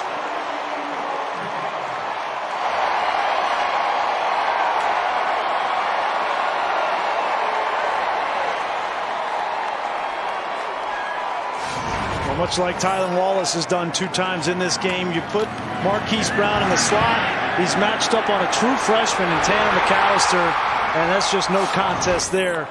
Nothing but speed burners to the end zone. That wasn't even close. Defender had no chance. Seibert boots through the extra point, 34-21. Marquise Brown They call him Jet. Our pal Gus called him Hollywood, and that got a lot of attention. He's from Hollywood, Florida, not California. And for all the talk about Kyler Murray and all the touchdowns, that's his first touchdown pass today. Yeah, and he's come into this game with 8 consecutive games of 3 touchdowns or more. And Marquise Brown has been a little bit quiet in the last couple of games. Last week only had 5 catches, and he's been a little bit nicked up and injured. And it's good to see him at full speed again on that route. Tomorrow, start your day off with NFL Countdown. Go one-on-one with Aaron Donald. Shares his secrets to sacking the quarterback. Then for Veterans Day, we've got the Cadets of Army squaring off against Coach K's 4th-ranked Blue Devils. Coverage tips at 1 Eastern on ESPN and the ESPN app. Everybody's talking about that Duke victory in their opener. It blew out Kentucky. Zion Williamson, everybody can't wait to watch him slam the basketball. It is college hoops season. It's a good thing you didn't play against Aaron Donald. He would have destroyed you, Reese. He would have destroyed everybody. He would have blown up your pocket like you read about. Let's get out of this conversation. Here's Matt Barry. I'll save you, Levy. We got a surprise brewing over on the SEC Network. Jarrett Garantano to Marquez Callaway, and Rocky Top up 17-0 at the half over Kentucky.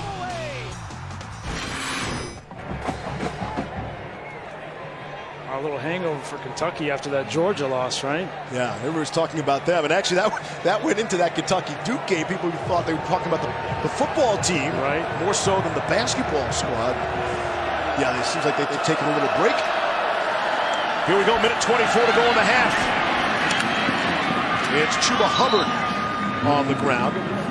Mark Jackson made the stop. Cowboys have just 1 timeout. Remember, they had to spend the first 2 timeouts to avoid delay of game penalties. Here's a flag down as Cornelius throws, and it's dropped by Dylan Stoner. Usually sure-handed sophomore from Tulsa. That ball was a little bit thrown, a little bit behind Dylan Stoner.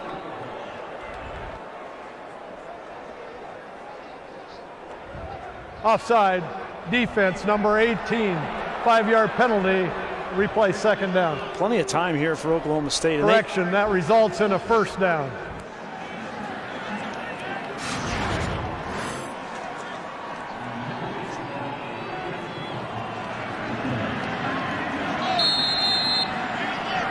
Plenty of time here for Oklahoma State, right? There's a minute left in this half. They need some points here. This game is at risk of getting out of control if they don't put points on the board before halftime. Here's Cornelius. Has some running ability, doesn't do it there. Tylan Wallace took a pretty good shot. It's a 1st down. Well, this is plenty of time considering they scored touchdowns in a minute 17, 3.5 minutes, and 33 seconds was another scoring drive for them. They had shown the quick strike ability. Here's Cornelius. See if that's a catch. It's Johnson on the sideline, has it for the 1st down. Yeah, and this Oklahoma defensive front not getting any pressure on Cornelius. And after you get 3 or 4 plays into a 2-minute drive, that defensive line starts to get gassed. That's a terrific catch.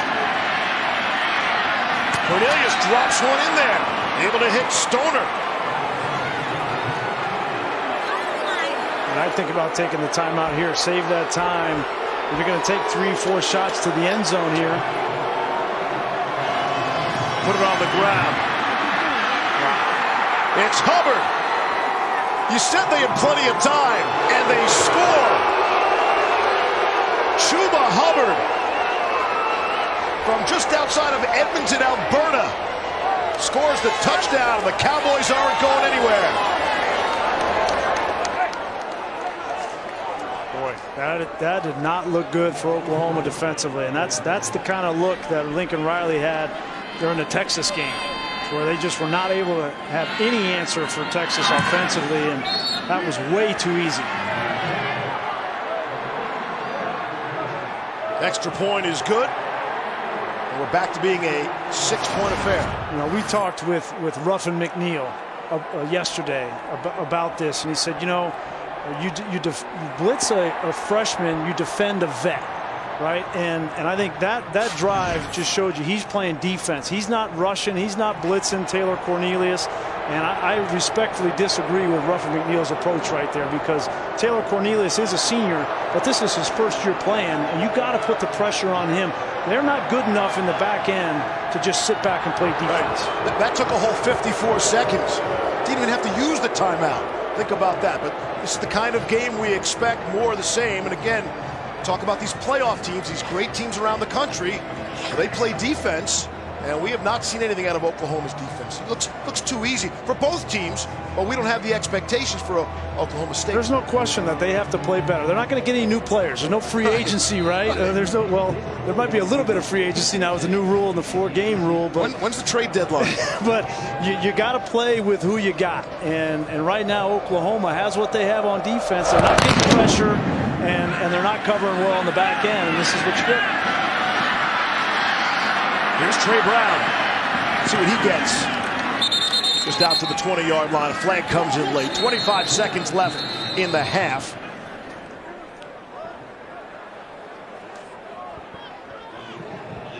Check the marker. See if it's the old block in the back.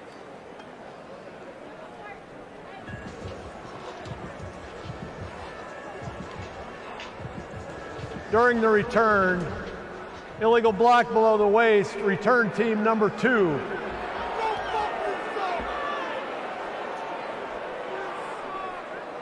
Correction, illegal block below the waist, kicking team number 2. 15-yard penalty be added to the end of the run, first down.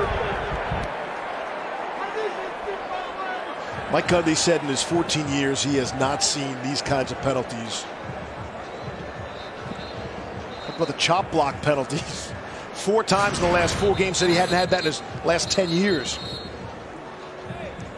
Like Tanner McAllister, the freshman, you can't go down like that. I mean, he's got a big guy coming at him. That's a fullback, and he just goes low. And in the open field in the kicking game, you can't do that. Either team can't go low. It's just too much risk with knee injuries. It's a good call. All about the player's safety, and we'll see if he takes a seat. He's saying you can't submarine there, right? See how Oklahoma tries to play this. Kennedy Brooks, conservative for them. They do have 2 timeouts, and they will spend 1. Stay tuned for the Capital One halftime report. Kevin Nagandi, Mac Brown, Jonathan Vilma talk about this one. They'll have plenty of highlights to show. This crowd, they want Lincoln Riley to keep his foot on the gas pedal. They weren't happy with the defense, the way they gave up that quick drive for Oklahoma State, and they want to see Kyler Murray out in an open field. The adjustments at halftime will be big. What does Ruffin McNeil do to protect his secondary and get some more pressure? Does he stop playing soft against Taylor Cornelius and start to bring more pressure? And then for Oklahoma State defensively, we haven't said Jordan Brailford's name all game. He hasn't gotten any pressure on Kyler Murray, and I think they have to do the same. A little bit more pressure from both defenses in the second half. Oklahoma State came in leading the country in sacks. They've been stymied a bit by this awesome offensive line for Oklahoma in that regard. But Ruffin McNeil and all the coaches, they're on their way down to the locker room to make those adjustments. That's kind of interesting. People forget, they have to make their way down before halftime. They probably miss some of the action on the field on their way down. Some of these stadiums, it's not so easy to get down to the locker room. 20 seconds left in the half. 6-point lead for 6th-ranked Oklahoma. Completing the Marquise Brown.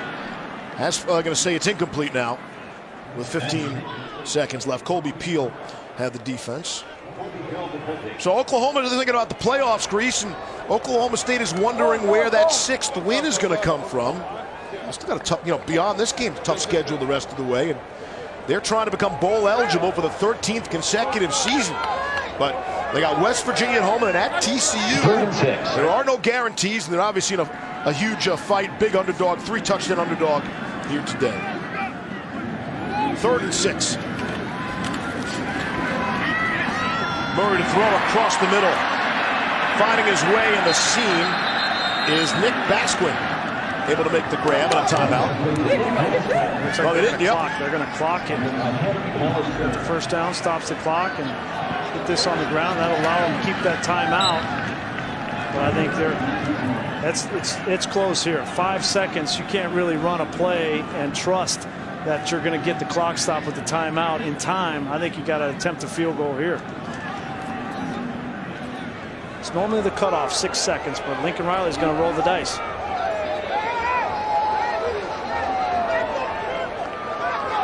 They would need to get to the 34 for Seibert if they can. Career long for him is 51. And it's Kyler Murray. It's too much time. You can't run more than 5 yards, and the clock's going to run out. And I think Lincoln Riley was telling Kyler Murray, listen, don't run around. You got to get down so I can call the timeout, and that's just a missed opportunity.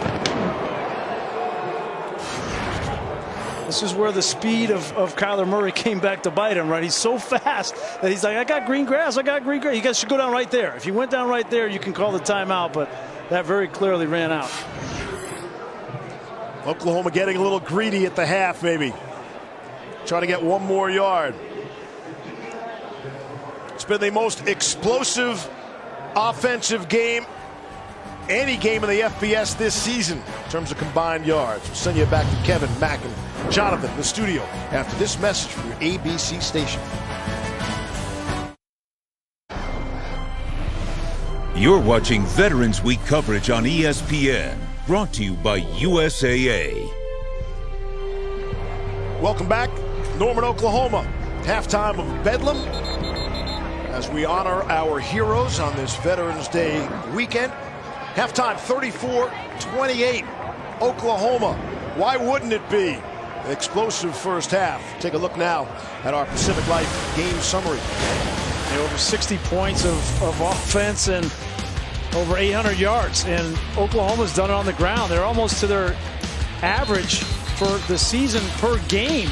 226 yards in the first half on the ground. Trey Sermon and Kyler Murray. And as expected, Oklahoma State has been aggressive with Tylan Wallace and Taylor Cornelius, really taking advantage of this Oklahoma weakness in the secondary.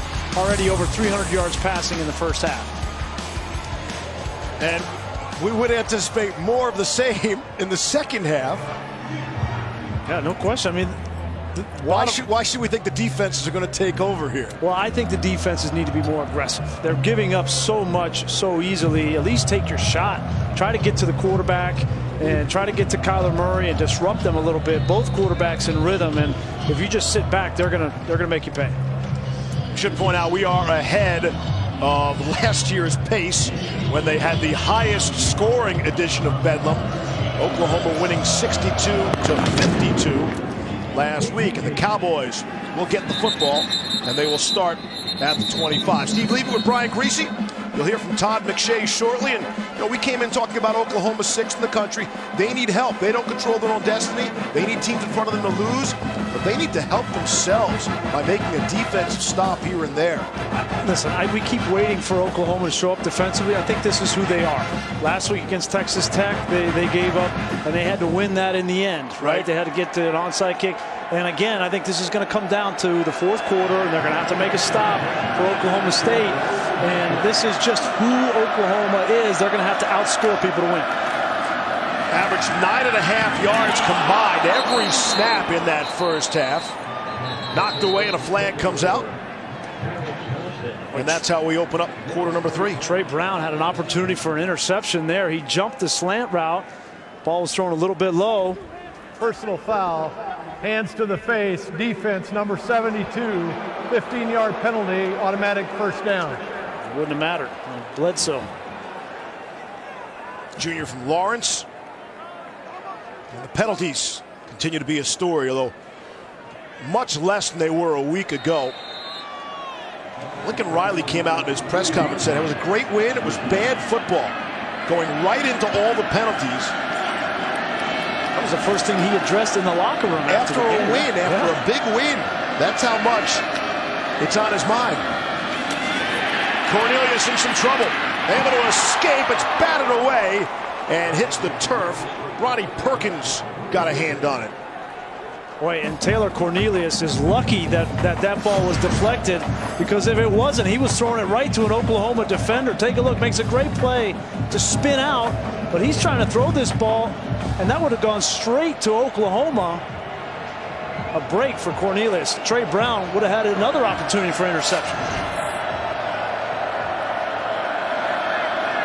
Second down and 10.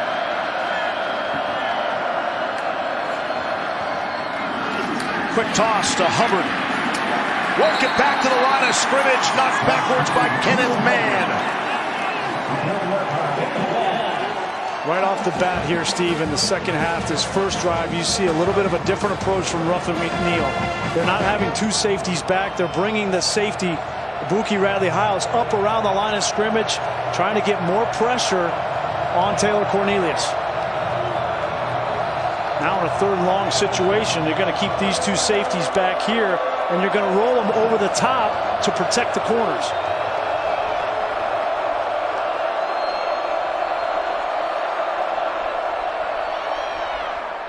Underneath, able to complete to Hubbard.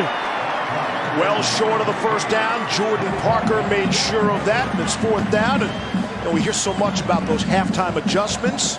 Maybe a snapshot of that there. Well, in that time, I thought he would play too deep and protect those corners, but Ruffin decided to play it more aggressive and played a deep safety and man-to-man underneath, and a great job by Jordan Parker. You're going to give up the completion, just get the guy on the ground before he gets the first down and they force a punt. Matt Hockett is back. CeeDee Lamb is set to return. Hockett is the backup punter. Siner had a 50-yard punt, but a 64-yard return by CeeDee Lamb. Now that's fair catch at the 10-yard line, a 44-yard punt there. Take a look at celebrating the upset.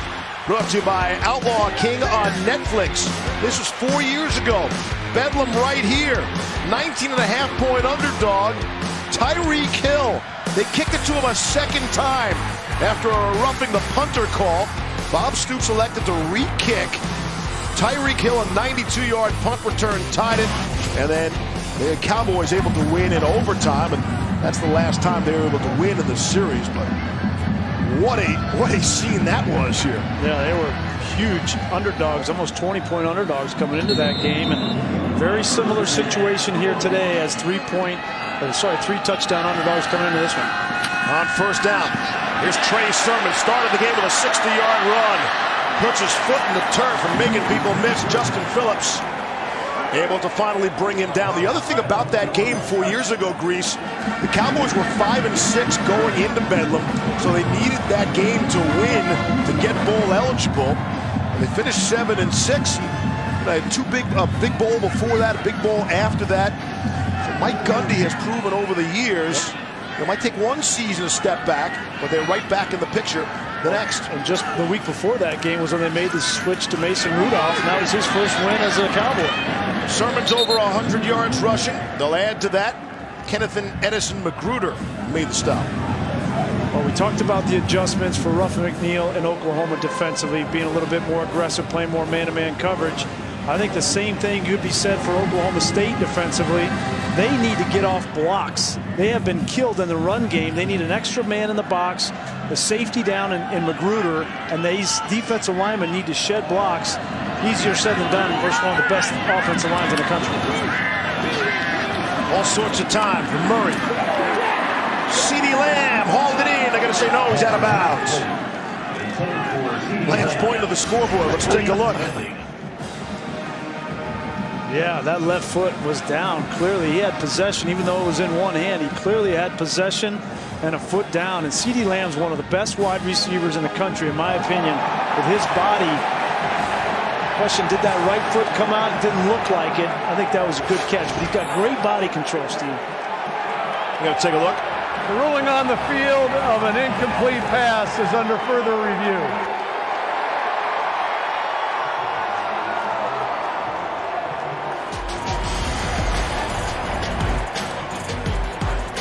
Big difference in yardage from their own 31. Or will they be at the plus 38? Find out when we come back.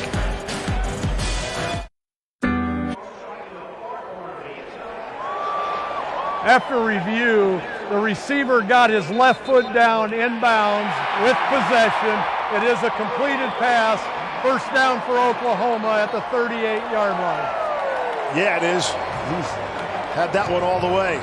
30-yard gain. What a catch by CeeDee Lamb, who flips the field all by himself. What a play. Yeah, great job along the sideline. Great awareness, great body control. It's good to see CeeDee Lamb get back involved in this football game.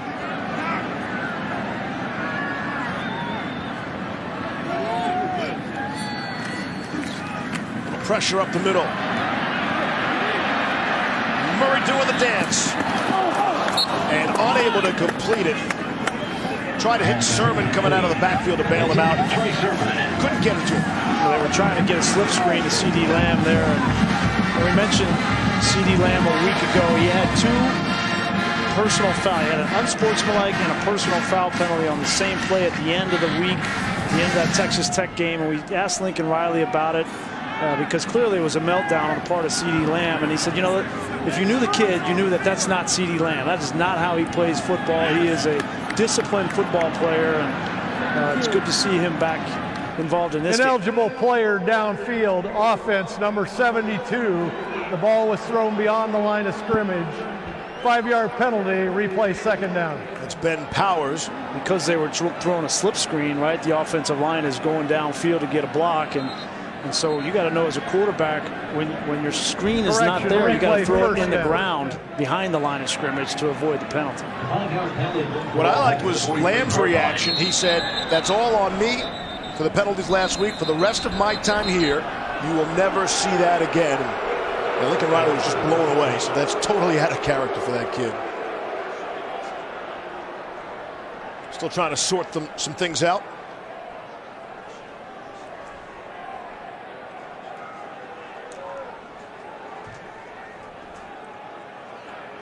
Oklahoma State has chosen to decline the foul. Brings up second down. You know what? That's not a bad strategy. Not a bad strategy, because this is such an explosive offense, right, Todd? Yeah, I was just going to say the same thing. I would rather second down and 10 than first and 15. Don't give them another shot. Yeah. Now, why give them one more offensive snap? They're averaging over 10 yards a play in the game. Second and 10. Ready to go back to work. The Oklahoma State 38. Murray in some trouble, it'll go down. Kenneth Edison Magruder will get credit for the sack as Murray just takes a seat. It's a great job, great design. Edison Magruder, he's number 3 right here. He's going to come, he's got containment. Once he sees that it's a pass from the pocket, now he can come with pressure, and he had to come cautiously. I'll see how cautious he was in case Murray tried to escape, and he finally got him on the ground. First sack of the day for Oklahoma State. They came in number 1 in the nation. Oklahoma's been excellent protecting their quarterback. He'd only been sacked 10 times all season. Some of that's on the offensive line. Of course, some of that's on his escapability. He's a hard man to bring down when you catch him. Here's Sermon. For 5, Rodriguez. And Kevin Henry. Able to make stops together. Yeah, really nice job there, and a decision to make here for Lincoln Riley. It's too long for a field goal attempt. It'd be about 55 or 56 yards, so he's going to go for it here. I get it, but if I were him, I still would punt this football and at least give your defense as much field as you possibly can. That's the weakness of your team. So on a 4th down and 12, from the plus 40. Here's Murray throwing, and nowhere near his intended target, Miles Tees. And they do turn it over on downs. And so the Cowboys, trailing by 6, will take over with excellent field position. Yeah, and we'll see what happens, whether Oklahoma State is able to take advantage. But a great stop for that Oklahoma State defense. Exactly what you needed to do to get a stop coming out of the locker room at halftime and get good field position for your offense to start. Both can say that. Oklahoma had a good 3 and out too in terms of their defense to start the 3rd quarter. Tonight on ABC, all my Boston College pals are fired up. Game day was at Chestnut Hill. They'll be ready to go tonight. See how much a factor the crowd can be against number 2 Clemson. Best starting field position for Oklahoma State in the game. From their own 40. Cornelius to throw, and complete to Dylan Stoner. Has the first down. It seems every catch Stoner makes is one which they move the sticks for. Let's take a look at this Oklahoma defense. Let's watch these safeties back here. Radley, Hiles, and Barnes. They've been rocking and rolling. One comes up, one goes back. When you do that, you're going to have free access on the outside for Cornelius. Cornelius able to complete again, that time to Tyron Johnson. He starts to spread the wealth, another first down. And what I mean by free access, right, is when that safety comes down, the corner has to be soft, right? He has to be, defend the deep third, and so all the underneath routes to the wide receivers on the outside will be there. The ruling on the field of a completed pass is under further review. Take another look at that.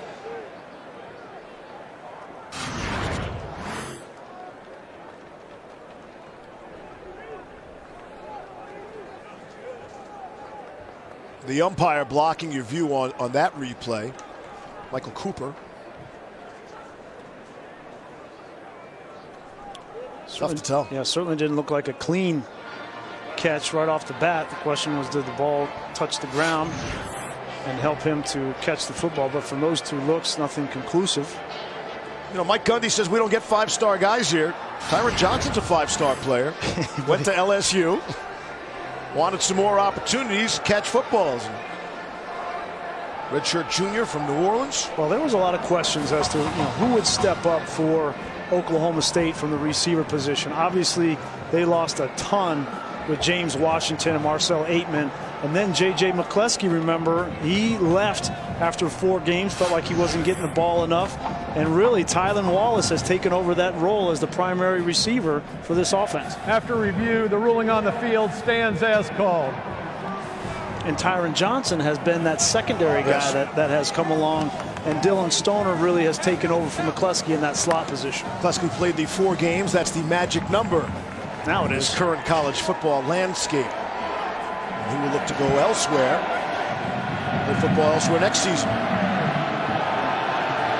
First down and 10. At the Oklahoma 40.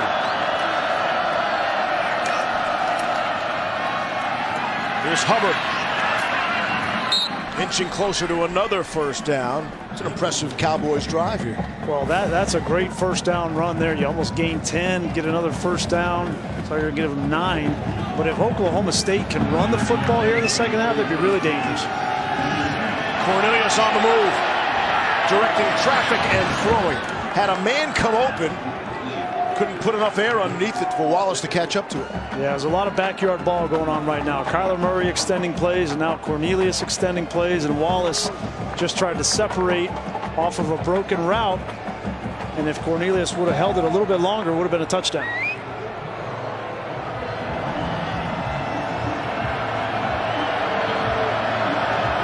Safety, Buki Hiles coming down here. That's what gives you so much room out here to throw the football if you want it.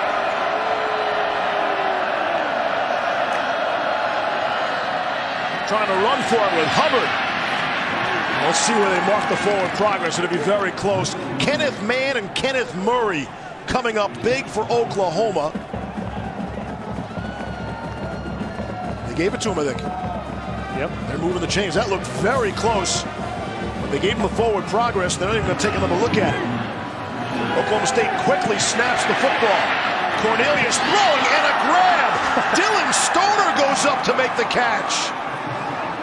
Wow. Cornelius was under tremendous amount of pressure, and he almost threw this just hoping that something good would happen. Stoner was double covered in the middle of the field and made an unbelievable catch. 18 yards on that last play. Cornelius is feeling it right now. He started out hot, too. We had touchdowns on 5 of our first 6 possessions. The only one that wasn't a touchdown was a field goal.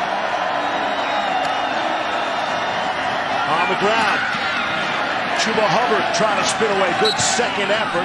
Kenneth Murray makes another stop. Hubbard is an interesting story. I mentioned he's from outside of Edmonton. They looked at his tape and they saw him running away from guys. And, the field's bigger in Canada and everything's different, the dimensions. And he comes over here and all these Texas high school tough guys are going up against him. And Hubbard was able to answer the bell, took a big pop, jumped up right away. Coaching staff telling us he's the legit tough guy as well. He just can't skate. He said skating was an issue, so he went to football. When you run that fast, you don't need to skate. 2nd and 6 from the 7.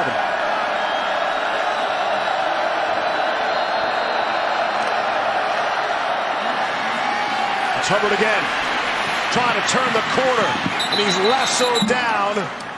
See where they mark him out. He could get a first down at the 1.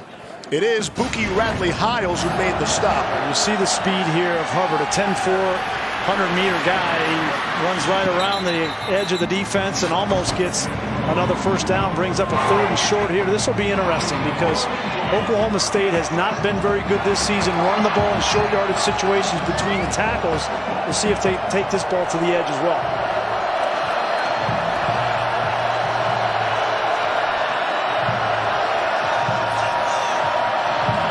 Four to snap it. It's Hubbard. Good second effort. And he's in for the score.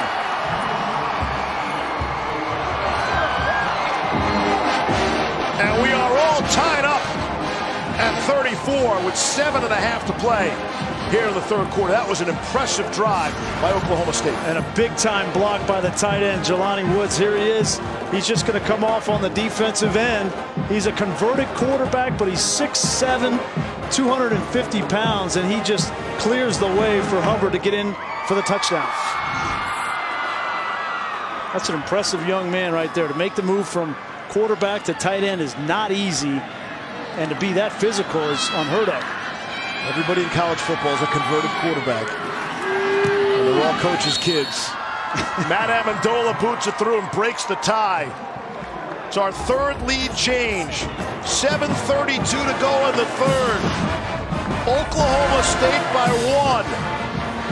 Bedlam, indeed. We're not going anywhere.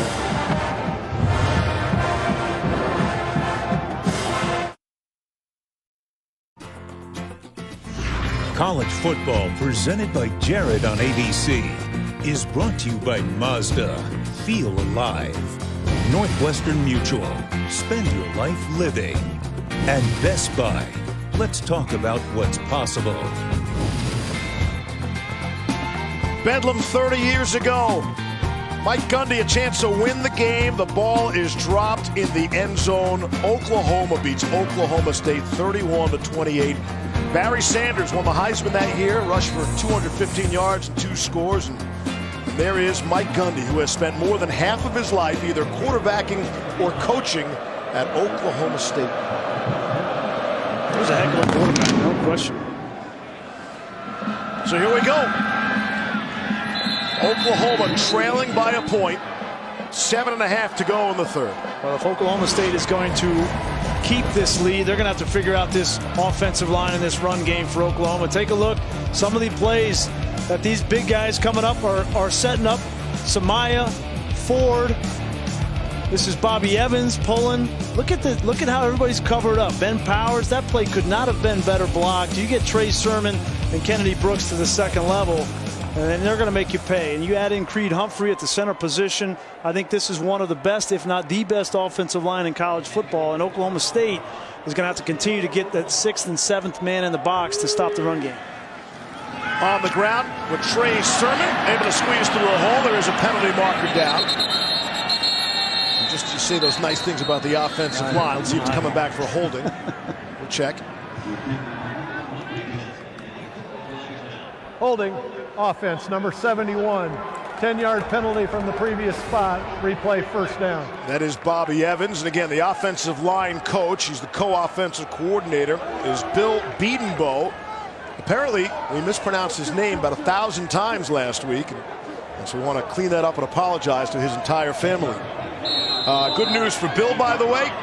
This past Wednesday, named a Broyles nominee. Yeah, as he should be. Well deserved for the assistant coach of the year in college football. He's a semifinalist.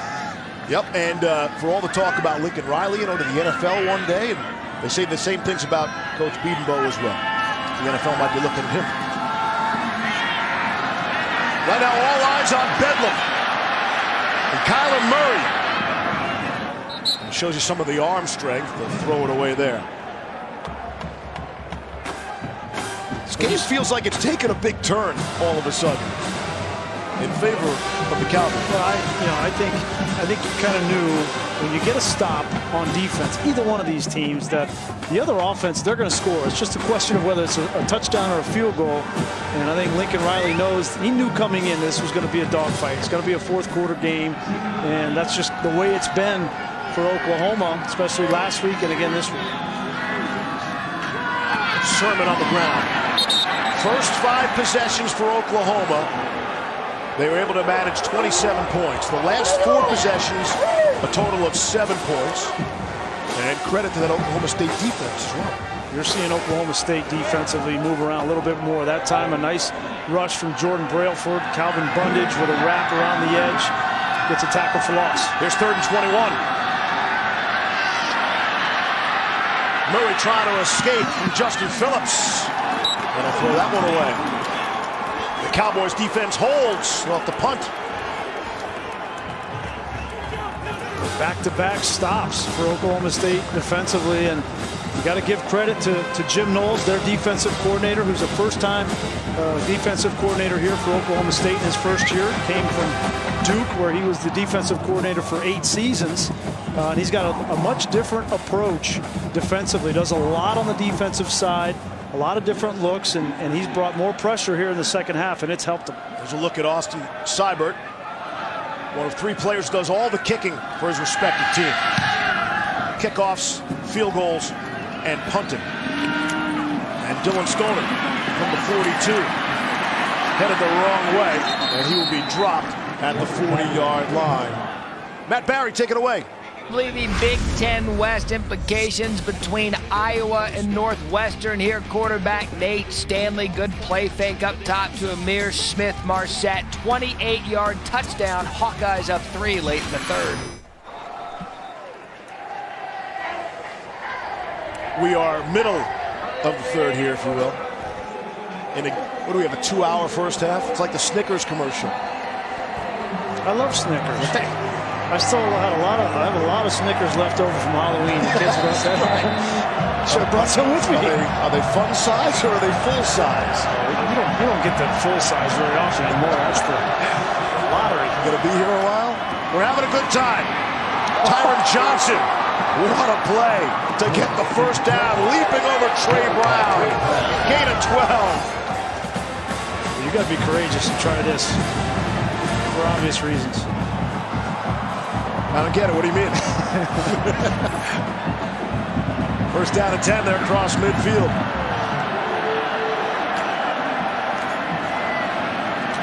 Good protection for Cornelius. All sorts of time down the sideline. And Johnson was looking for a flag. Brown was with him step for step. Now we've seen Trey Brown get beat quite a bit already in this game, but a great job here on the double move. Watch him. He doesn't react to the double move. He stays in phase with Johnson. That's as good as you can do it. And when Oklahoma in these corners do it well, you got to point that out too, because they've been beat a lot, but that's really well done from Trey Brown. Brown, the fastest player on the field for that Oklahoma defense. Showed some of that speed there. Cornelius, dangerous throw, able to get it to Landon Wolf, who lowers his shoulder. And we'll see where they spot him, maybe just short of the first down. See the unofficial yellow line for the first down marker. Both these sets of wide receivers on both sides are blocking tonight. They are not just catching the ball. We've seen CeeDee Lamb blocking on touchdown runs by Kennedy Brooks, and that time Tyron Johnson gets a big block on Trey Brown, which allows them to almost get a first down, but that's what Mike Gundy wants from his wide receiving crew. James Washington and Aitman were great at it a year ago, and this crew's taking over for them. They've had great wide receivers. They're the only school with 3 Biletnikoff awards. Justin Blackman got it twice, James Washington once. Dez was a finalist. And Tylan Wallace is on that Biletnikoff watch list right now. A couple of chain links. He's up there. He's up there on that list. I mean, I got my ballot for that the other day. It's Hakeem Butler at Iowa State, certainly way up on that list. Are you going to vote for the Biletnikoff? Yeah. Marquise Brown. I know Todd has Marquise Brown, right? Todd, you got Marquise Brown up there in the draft stock? Yeah, I've actually got him as the first wide receiver, and he wasn't coming into the year. I just think he's improved as a route runner. The speed is obvious. Everyone sees that, but he's become more consistent as a route runner and catching the football, especially in traffic. And Tylan Wallace, you didn't have him on your radar either. No, that'll be a year from now. He's only a sophomore, so we got to wait another year. But I mean, Wallace has been awesome. Yeah. How about the 10 catches for 222 against Texas in that upset? Stepping up big with the contested catches, one after another. He's a big-time player. I look at that, Todd. I look at, how do these players, especially running backs and receivers, play in the big games, not against the bad teams? 3rd down and 1. Cornelius on the quarterback keeper. Don't know why we don't see that more often. And they get the 1st down. Boy, and that got this offensive line fired up. We haven't talked anything about this Oklahoma State offensive line, but Marcus Keys is their leader up front. Started 33 games for them, and at 310 pounds, they ran right behind him. He was a first-team All-Big 12 guard last year in the Big 12. Cornelius was under center for that snap, too. Earlier this season, the game against Texas, people were wild. They ran out of the eye. That's something they haven't seen a lot in Stillwater. Off the play fake. Under pressure. And skips into Wallace. And it will go incomplete. Cornelius moves better, Grease, than a guy who's 6'6" and 232. Yeah, no, he's got a long stride. He's not as quick. His movement in the pocket is not as sudden. But once he gets going, we haven't really seen much of that in this game tonight. He hasn't been keeping the ball on those zone reads. Maybe they're saving that for the 4th quarter. But when he gets ahead of steam, he's hard to get down. 2nd down and 10. Coming up on 5 minutes to play, 3rd quarter. Number 6 in a ball game. Hubbard will get sent back to the line of scrimmage. They'll give him forward progress for a couple. Kenneth Murray making the stop. It was when all the questions were being raised about the defense and Mike Stoops was let go and the move to Ruffin McNeil that Kenneth Murray said the brotherhood of that Oklahoma defense is at an all-time high, trying to keep this unit together. They need a big play here. 3rd down and 8. This is the time where Curtis Bolton, the linebacker, number 18, who's one of their better pass rushers. Here he is right here. They love to bring him in rush situations. Here he comes. Oh, great call, Grease, right on it. It's Curtis Bolton to the rescue for the Sooners. Bolton's 2nd sack comes in a perfect spot for Oklahoma. That's his 5th sack on the season. Here he is right here. They just like to move him around. He's got a unique, quirky ability to rush the passer as a linebacker. He's only 218 pounds, but he's slippery. That time they didn't even block him, and an easy tackle for loss. I mean, Marcus Keys just moves right to the right, almost allowing Bolton a free path. 4th down and 12. They'll punt it away. Hockett about the 47. See if he can pin him down deep. CeeDee Lamb, the fair catch at the 7-yard line. Well, not only did that not allow them to get the 1st down, but maybe more importantly, took them out of field goal range. The big sack from Bolton.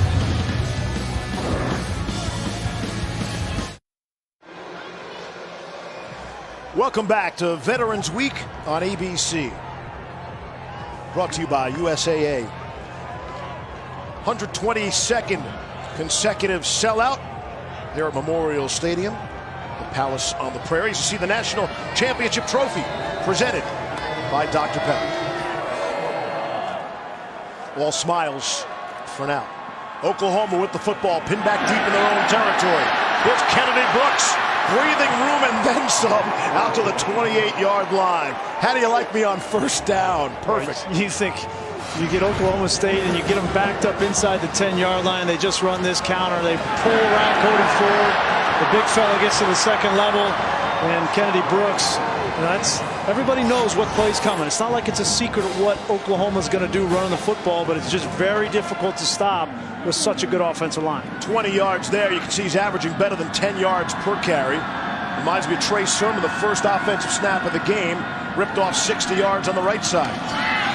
So with some breathing room, Kyler Murray will air it out. Marquise Brown goes up to get it for a minimal gain. A.J. Green on the coverage for Oklahoma State. I mean, you tell me what you're going to do as a defensive coordinator against this offense when you have such a physical run game, and then you have a quarterback and speed at the receiver position with Marquise Brown and CeeDee Lamb, and they can throw the football. And Jim Knowles knows the third piece of this offense that really stings you is when the off-schedule plays with Kyler Murray. Those three things are the reason that Oklahoma's offense is so difficult to stop. Averaging 49.1 points per game. They live above 50, though. Murray in trouble. He'll be taken down at the 25-yard line. Kenneth Edison Magruder has quietly had an excellent game for the Cowboys. Able to bring him down. Great job on the second level. Look at the coverage. Murray wants to throw to the right. Right now, he wants to throw it. There's nowhere to go. We got a linebacker over the top, and that's what gives Magruder the opportunity to get the sack. Great coverage downfield from Oklahoma State. Second sack of the game for Edison Magruder, the senior from Houston, Texas. Already got 10 tackles. We haven't started the fourth quarter. 2nd and 6.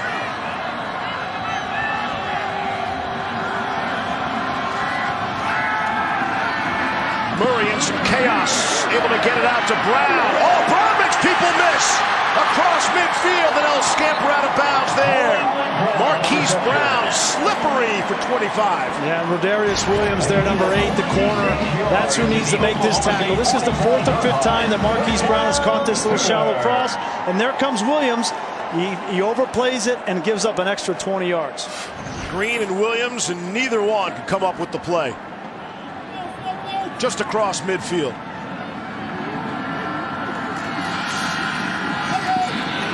Murray will keep it. And he'll run out for a couple. Jarrell Owens forced him out. Todd. Hey, Greasy, I want you to watch this one more time and tell me what you would do if you were in this position. It was an unbelievable cut. Marquise Brown, I mean, he was dead to rights. And to make that move with the two guys converging on him, he's a special talent. I don't put myself in that position, Todd. Yeah. I'd throw the ball to him. Or run out of bounds. Here's Murray to throw. Lofts one, and it's caught. It's Marquise Brown. And the Cowboys are hanging on for dear life. A.J. Green got a cleat, and that's all. Gain of 39.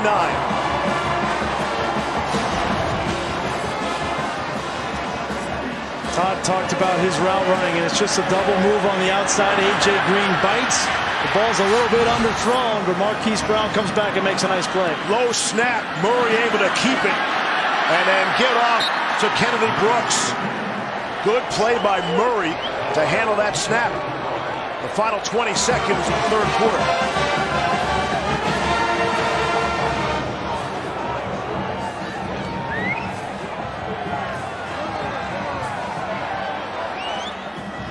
See if they want one more play here. 5 seconds on 2nd and goal from the 5. Zero's on the clock. They're going to let him play it. And the touchdown. Kennedy Brooks for the score. And Oklahoma back on top. And clearly there were zeros on the scoreboard before the snap. Take a look at the clock. And remember how that works is the back judge is looking at the clock. And he'll look up at the clock when it hits 0. When it hits 0, his eyes will come back down to the snap of the ball. So there's a little bit of an echo there on the zeros. You love the echo. You hear the echo of the whistle. And so that's how the third quarter will come to an end. We're over 1,000 yards of total offense. 76 points on the scoreboard. 41-35, and I don't believe that'll be the final score either. We'll be back after this message from your local ABC station. More Bedlam, fourth quarter on the way.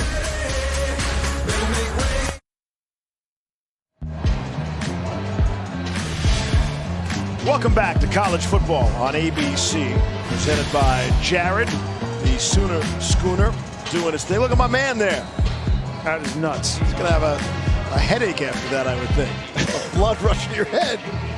Look at him. It's the least of his problems. You know, as I told you guys in the car on the way over, it's one of 3 vehicular mascots. Yeah, you told us all right. Tell the truth. Reese got him right away. Purdue and Georgia Tech. They got the Rambling Wreck and the Boilermaker Special. After you made us go through 500 of them. Yeah. My dad would not have let me get away with not knowing Purdue. Monday night, Odell Beckham Jr. and Saquon Barkley head to San Francisco to take on Nick Mullins of the 49ers. Who? Nick Mullins. Okay. You know who he is after last week. 1-0. Impressive. Giants-Niners, 8:15 Eastern on ESPN. Streaming on the app. One of those great games of the 90s they had. Here's Jim Burt. 49ers Giants in that great rivalry. All right, we open up quarter number 4. 6th-ranked Oklahoma with a 6-point lead. And the Cowboys come out throwing and completing to Chuba Hubbard, who's been excellent. All-purpose yards, he does it all. Had 111 all-purpose yards in the game against Texas. And he's been a factor in the backfield there. Well, he's just such a great threat out of the backfield, catching the ball and then running it. He's been effective too. I think you see who's the heir apparent to Justice Hill. It's obviously Chuba Hubbard, and now Taylor Cornelius starting to push 400 yards passing in this football game.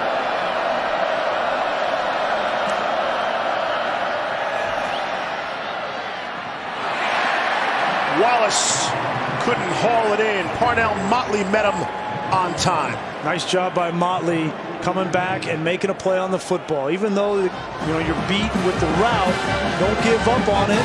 Come back and make a play, and that's good to see Parnell Motley, who at the end of last week's game gave up a big touchdown. Had some penalties go against him as well. That's the first time I called his name all game here today. Imagine a defensive back not having his name called in this kind of game. 2nd down and 10. On the ground, it's Hubbard. 1 or 2. Kenneth Murray made the stop. Hubbard has carried the ball 14 times for 57 yards, made 4 catches for 30 yards, and has been involved in the return game as well. He's up a big 3rd down here. The place is starting to bounce a little bit as Knight rolls in. From Norman, Oklahoma. And this defensive line gets some pressure. 3rd and 9, here they come, trying to set up the screen to Hubbard. Has 1st down yardage and more. Chuba Hubbard perfectly set up. Good job by the offensive line, getting the blockers out in front. The screen is perfect. Well, not only the offensive line, but that Tylan Wallace at the receiver position. Watch as this screen develops. You'll see him come from the outside. He's on the right side. The ball is complete, and here comes Wallace right there. Gets the block to seal the 1st down for Hubbard. It's a 19-yard gain. 400 yards passing now for Cornelius. Exactly.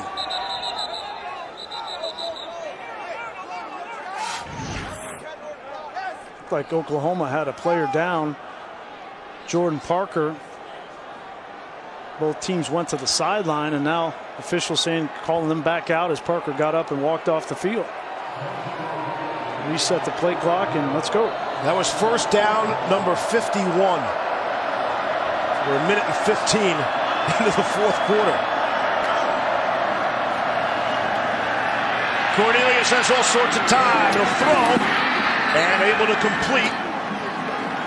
It's Tyron Johnson, another 1st down, make it 52. I don't know what the right number is for 1st downs, but it's not 52 in the first couple minutes of the 4th quarter. These two don't care about 1st downs, they care about points.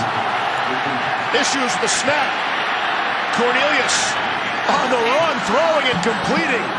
Tylan Wallace for another 1st down, and they're in the red zone. I can't tell you how hard that is. When you don't get the ball, you have to look down to get the football, and then to see the coverage. And they go fast. That's Wallace on the outside, and they're inside the 10. Mike Yursich is really ramping up the tempo. You see, when this ball goes down, now the quarterback, you don't know what's happening. Is the rush coming? Where do my receivers go? What's the coverage? Now you're just playing backyard ball, and he buys a little time and gets the ball to Wallace for yet another 1st down. The snap from Johnny Wilson was just fine. It was Cornelius who dropped the football there. 2nd down and 4.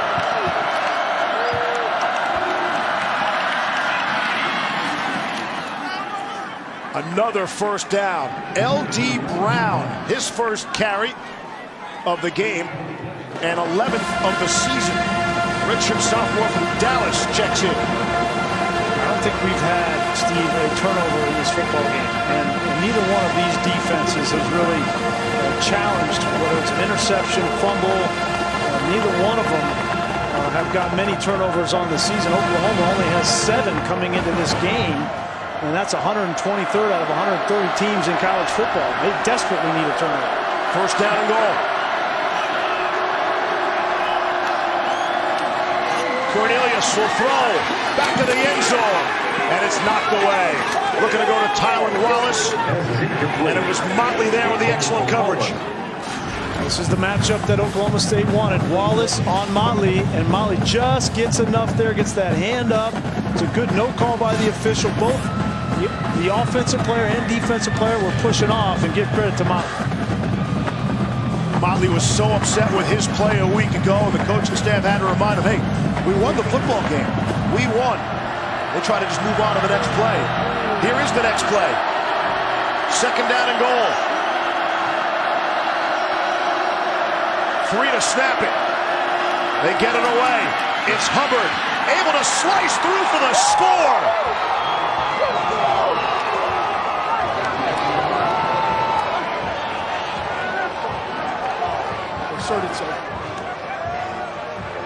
The extra point, if it goes through, will mark the 5th lead change of the game. For now, we're tied at 41, Todd. I've just been impressed with this offensive line from Oklahoma State. We talk so much about Oklahoma's, but they're really starting to take over the line of scrimmage, especially in the run game in the second half. That's Hubbard's 3rd touchdown of the afternoon. Here's Matt Ammendola. Oh! And he missed the extra point! There is no lead change. It's 41 all. Wow. Matt Ammendola had been 42 of 43 on the season in extra points. And he misses this one. His slump continues in a big way. 41 all.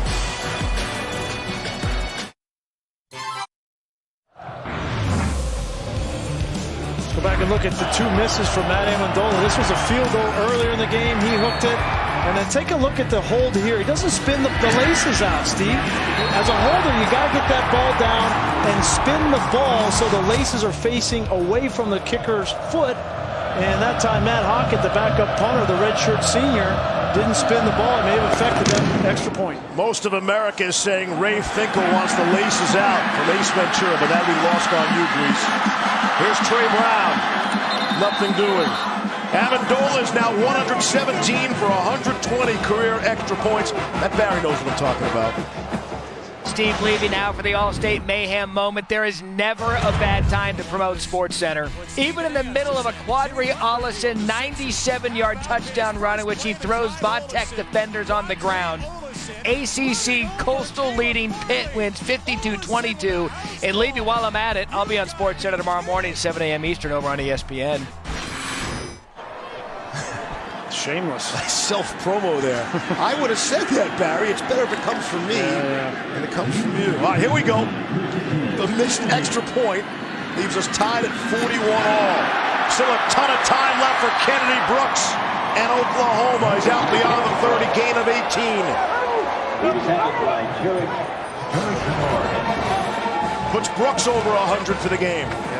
Look at this. I mean, you got Kennedy Magruder, the safety, coming down the opposite side for Oklahoma State. They can't afford to play 6 guys in the box in this 4th quarter and stop this run game. Murray throwing to Carson Meyer. He has the first down. Edison Magruder was trying to drag him for a few extra yards on his back. Shows you the strength of Carson Meyer. Let's just clean up that last extra point. Yes. By the way, I don't care if the laces are in or out. That's the kicker's job to get it through the uprights. And it's an extra point for crying out loud. Right. And it's not the NFL extra point. Kyler Murray able to hang on to it. Did you see that at the mesh point? That was almost a whole lot of trouble at the mesh point. You love those buzzwords, don't you? Numb tight end. Now you know what free access is. You're good there. Gain of 11. That was almost disastrous for Oklahoma. Murray keeping it at the end. So hang on. So that's on. You're putting it on the holder, or you're not? I'm trying to tell you what is supposed to happen. The holder's got to spin it, and the lace has got to be up, but the kicker has to make it no matter what. Got it. On the extra point. Kennedy Brooks taken down by Calvin Bundage. 11 minutes to go here in the fourth quarter. And both of these defenses are on their heels. And this is going to be back and forth in this fourth quarter. I wouldn't be surprised if we start pushing 60 points towards the end. Crowd is yelling. They want a face mask on Calvin Bundage. We'll see it from that look. Would agree with the crowd. Got away with it. Kennedy Brooks inside the 30, stays on his feet. Brooks picks up a block, and he is just tripped up. There is a flag down. We'll check the marker. That's Kennedy Brooks is on the 10-yard line. Gain of 26. Well, I think it's coming back.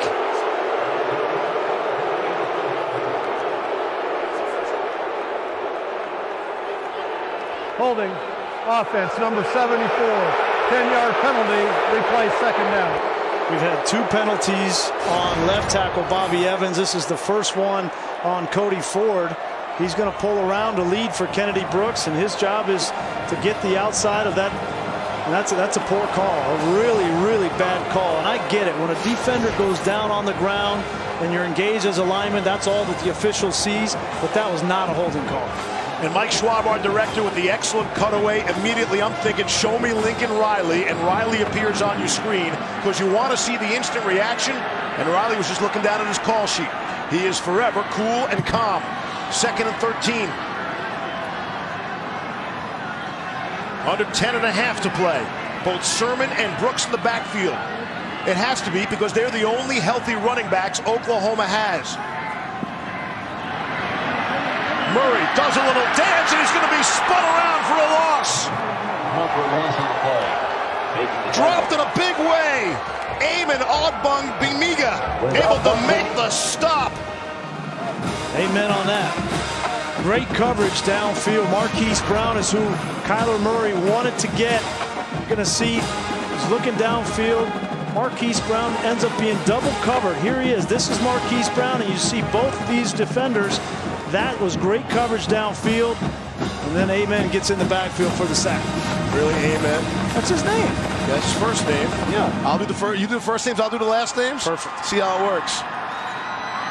Ogbonamiga. Went from a first down run to 3rd and 21. And Murray is stopped by Cole Walterscheid. Boy, and you mark this in the course of this game. That phantom holding call on Cody Ford should not have been a holding call. Brooks was down to the 10-yard line, and Oklahoma was going in for another touchdown. And instead, they go backwards and now have to punt.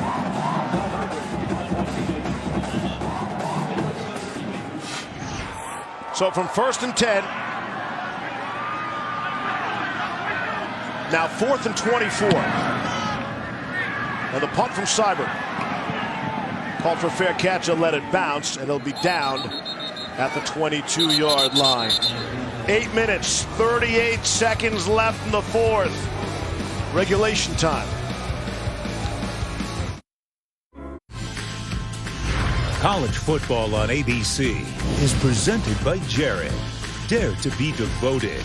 In part by Pacific Life. Experience the power of Pacific.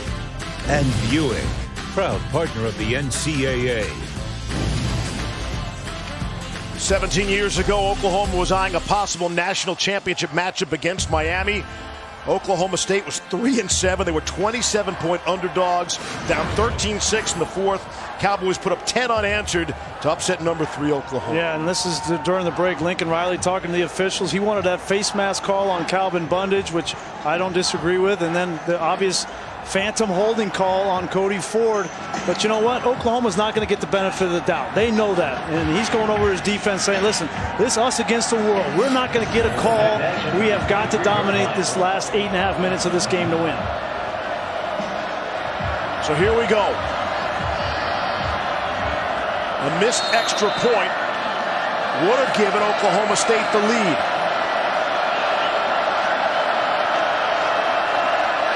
First down and 10 from their own 23. Taylor Cornelius, the quick throw, able to complete. Tyron Johnson. If I'm Mike Gundy on the sideline after that break, I'm telling my quarterback, say, listen, you keep doing exactly what you've been doing. Be patient, take what the defense gives you. Don't turn the football over. We can move the football on these guys. Cornelius to try the other side. That's Tylan Wallace, couldn't come up with it. Boy, Tylan Wallace has been so good in this game. He's been so good for Oklahoma State all season. And in the fourth quarter, with the game on the line, you got to make that play. He's been targeted 14 times tonight, Grease. 7 receptions. Johnson has 9 catches on the night. Cornelius already a career high, 448 yards passing. 5th-year senior in his first year starting. Looking to make his mark in his opportunity, Todd. You know, we've seen issues in the secondary all season long for the Sooners. It's been interesting to watch tonight. There have been several times where Brennan Radley-Hiles, the freshman nickelback, and Parnell Motley, number 11, who's really struggled throughout this season, have been getting after each other, yelling and screaming about communication issues. It's something to keep an eye on as we get under 8 minutes here in the fourth quarter. 3rd down and 6. Looks like a man-to-man coverage underneath and 2 deep safeties. Cornelius gonna run for the first time, has the first down and slides across midfield. You get that 2 deep man under, and Taylor Cornelius recognizes it, and that's exactly what you want him to do. Once that hole opens up in the defensive line, there's nobody left for the quarterback. That was a long slide. They say he started his slide out at the 47, so not across midfield. Picked up 9 on that play. And we talked about his ability to run the football. He's got that ability in the run game, but in the fourth quarter, when the defense gets tired, when the quarterback begins to run and use his legs, it can be a real weapon. There's an injured player down. It's Neville Gallimore, the junior from Ontario, will step out. 7.5 to play, all tied.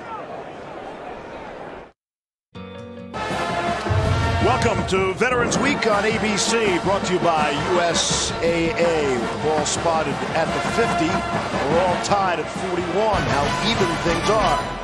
Tonight, ACC showdown. Trevor Lawrence and number 2 Clemson. How will they handle Boston College and that BC home crowd? 8 Eastern, right here on ABC and the ESPN app. Neville Gallimore will sit out for a play. Dylan Famatu will replace him at the nose. We'll see for how long.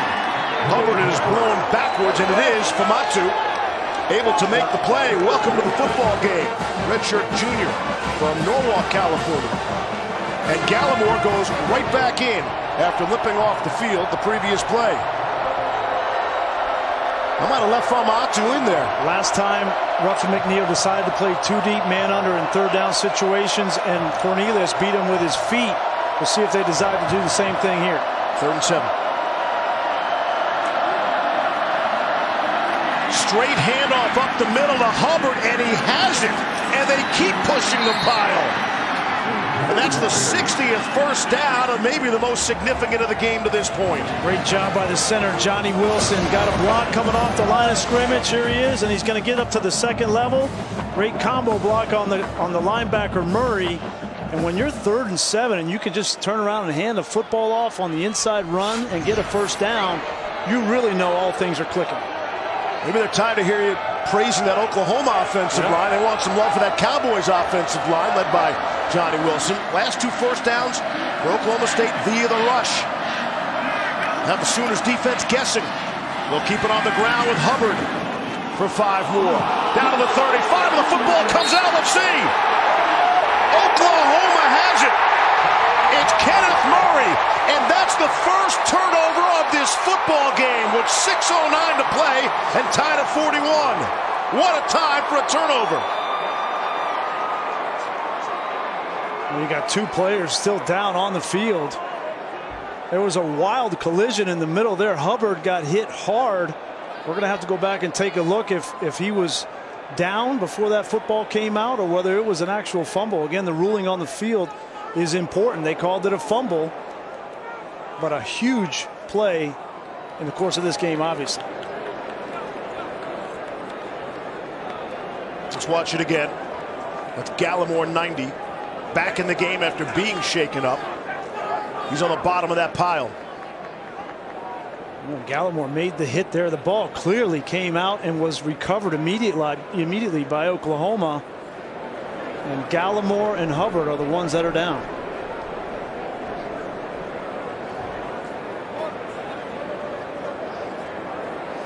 Bedlam continues. More after this.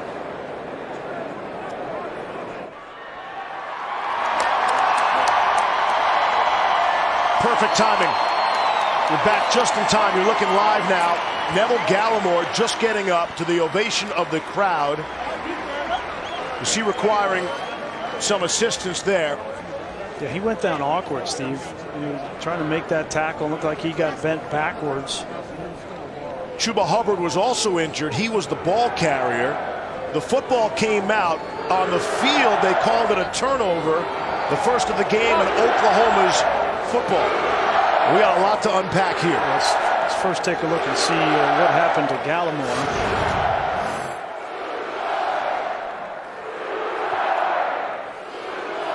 He's there, and then he kind of gets, when Hubbard gets hit back, right, he gets bent back, and then he's down on the ground. So just hope that's nothing serious. Now let's take a look at the knee and the ball.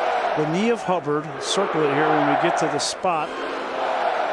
Before his knee goes down, just before it goes down, like the ball came out. So there's the knee, and here's the ball right here coming out. So I think that was the right call on the field, barely, but the right call, and a huge swing. And the first turnover of this football game goes to Oklahoma.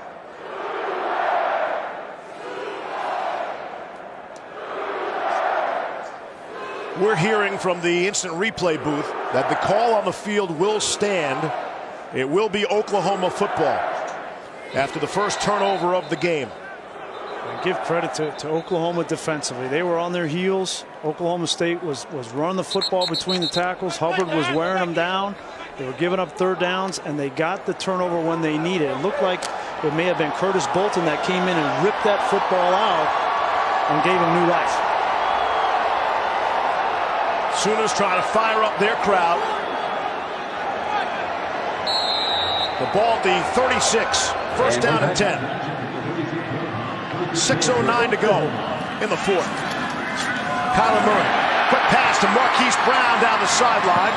He's got first down yardage and they'll run out. Could add 3 or 4 more if he wanted. We're over 1,200 yards in total offense.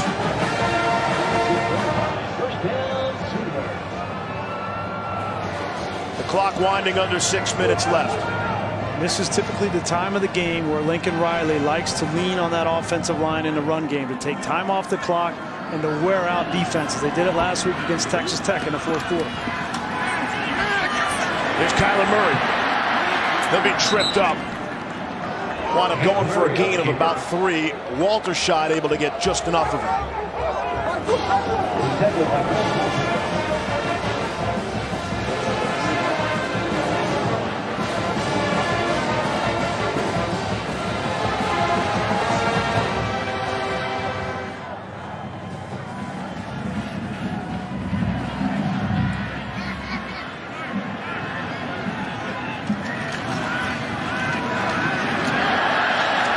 Brooks for first down yardage.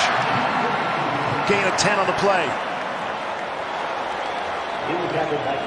Oklahoma State got Edison McGruder, the safety, down around the line of scrimmage, that 7th man in the box, and they're still not able to get Brooks on the ground.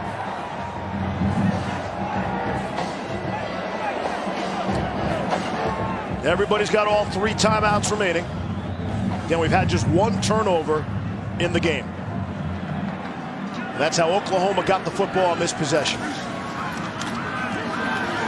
Kennedy Brooks stays on his feet. Another missed tackle for Oklahoma State. There is a flag down, and Kennedy Brooks will be down at about the 2. We'll check the marker. 38 if it stands.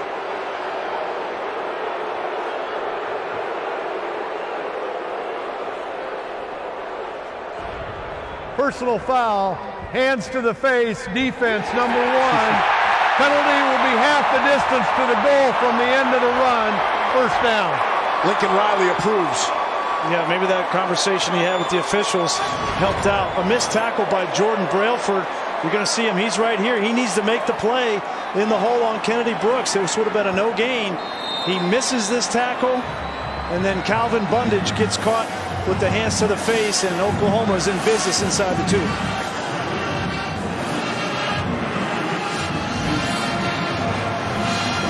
Kennedy Brooks, 14 carries, 165 yards.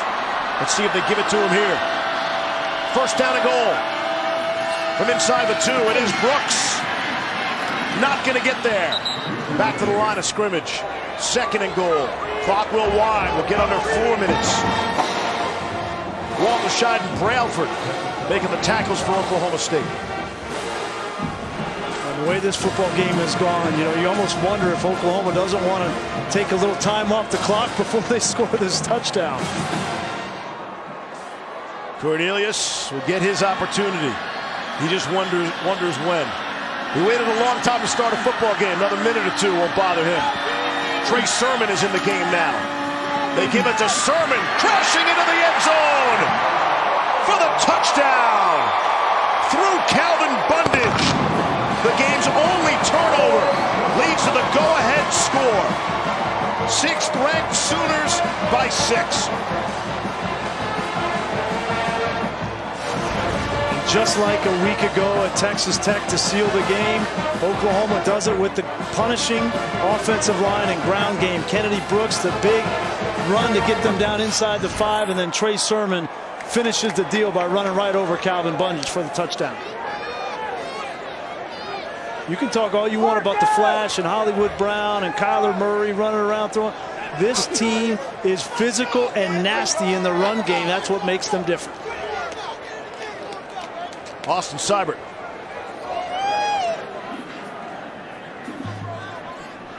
Will set to kick the extra point. The Big 12 career leader in points.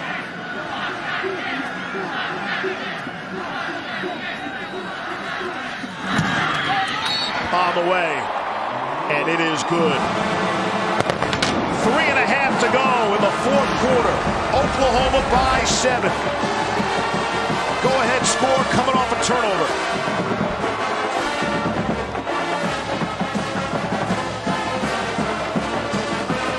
And then it's Trey Sermon with the finishing touches. Lincoln Riley, your thoughts? We're back with more Bedlam after this. Welcome back to college football on ABC, presented by Jared. Having a good old time here in Norman, especially now. A sigh of relief with the home team up by 7, 3:29 to go. Some people had the Cowboys a 3-touchdown underdog. Right in the game, about to get the football. It is Hubbard, who's back in the game after being banged up. And he's out to the 29-yard line. Time now for a look at our Pacific Life game summary. Good luck getting that in. How long is that going to take? Got about 6 seconds. Please go now. I don't know what you're going to choose, right? The 2 quarterbacks have been unbelievable. Taylor Cornelius. Everybody's talking about Kyler Murray coming into this game, and all he's done has been outstanding. Yeah. 2 touchdowns, over 450 yards. And then Kyler Murray's been Kyler Murray. It's what he's done all year. But now, right now, Taylor Cornelius has the stage, right? Can he hold serve? Got the model pose there with the helmet over his shoulder. Fama Atu is back in the game, replacing Neville Gallimore. Hubbard, the ball carrier. Don't forget, too, this is a guy in Cornelius that waited 4 years to get this one shot at Bedlam. Great opportunity here with 3 minutes left. And he doesn't have to do anything extraordinary, Todd. Just continue to run the offense like he has been.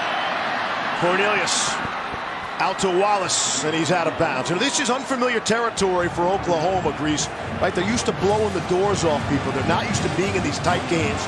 Their average margin of victory is over 24 points. You know, it was the Army game in overtime. They wound up being close last week, but they're in a tough spot here, trying to protect a 7-point lead against a very good offense. Wallace on the receiving end, working on Motley. The problem they have is these corners, Ruff and McNeil doesn't trust them to get up and play tight coverage, so they have to play off.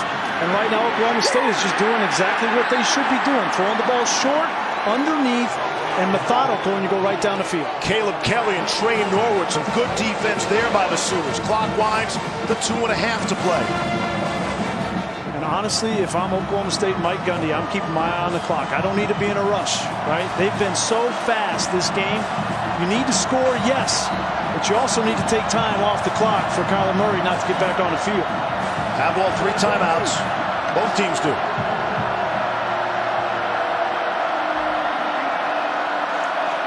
Too deep again, man under. It's where the quarterback can use his legs. 2 to snap it. Just get it away in time. It's Hubbard up the middle. It's Hubbard staying on his feet.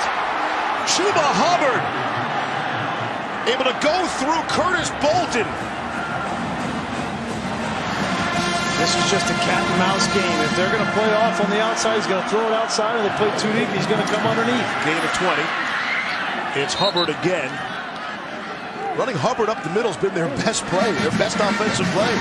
He's over 100 yards now.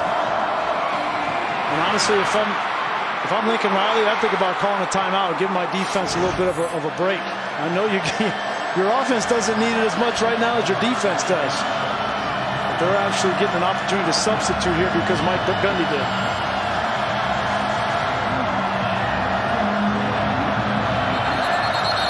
Yeah, now Lincoln Riley's going to take that timeout. He sensed there was some confusion. Guys are gassed. I think that's a smart play. Oklahoma. Their first of the half. It'll be 30 seconds in Link. Matt Barry, make it fast. You got 30 seconds. That's a bunch of time, Steve Levy. Half the Big Ten championship is set. Clayton Thorson to Bennett Skowronek. Big Ten West champion Northwestern beats Iowa 14-10. Coming up tonight, Wyatt Ray and Boston College trying to pull the upset over Clemson at home, 8 Eastern. Here on ABC. Time to spare, Steve Levy. All right, Pat, thank you. Another excellent day and night of college football here on ABC. 1:18 left in the 4th quarter. Oklahoma did play an overtime game against Army. No overtime, not yet, so far this season for Oklahoma State.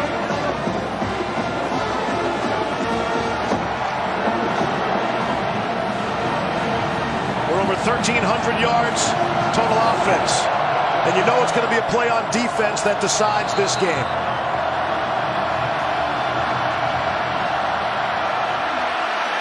Cornelius has the ball batted down. Looked like Amani Bledsoe might have gotten it.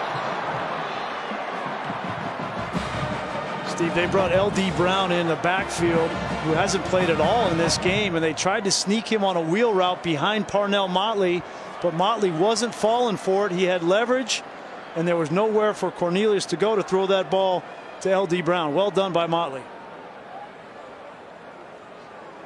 There is no foul for an ineligible player downfield.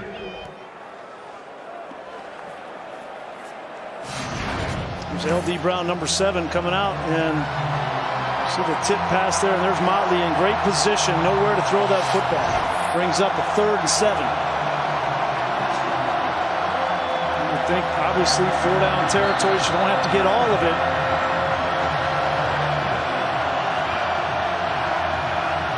Man-to-man across the board.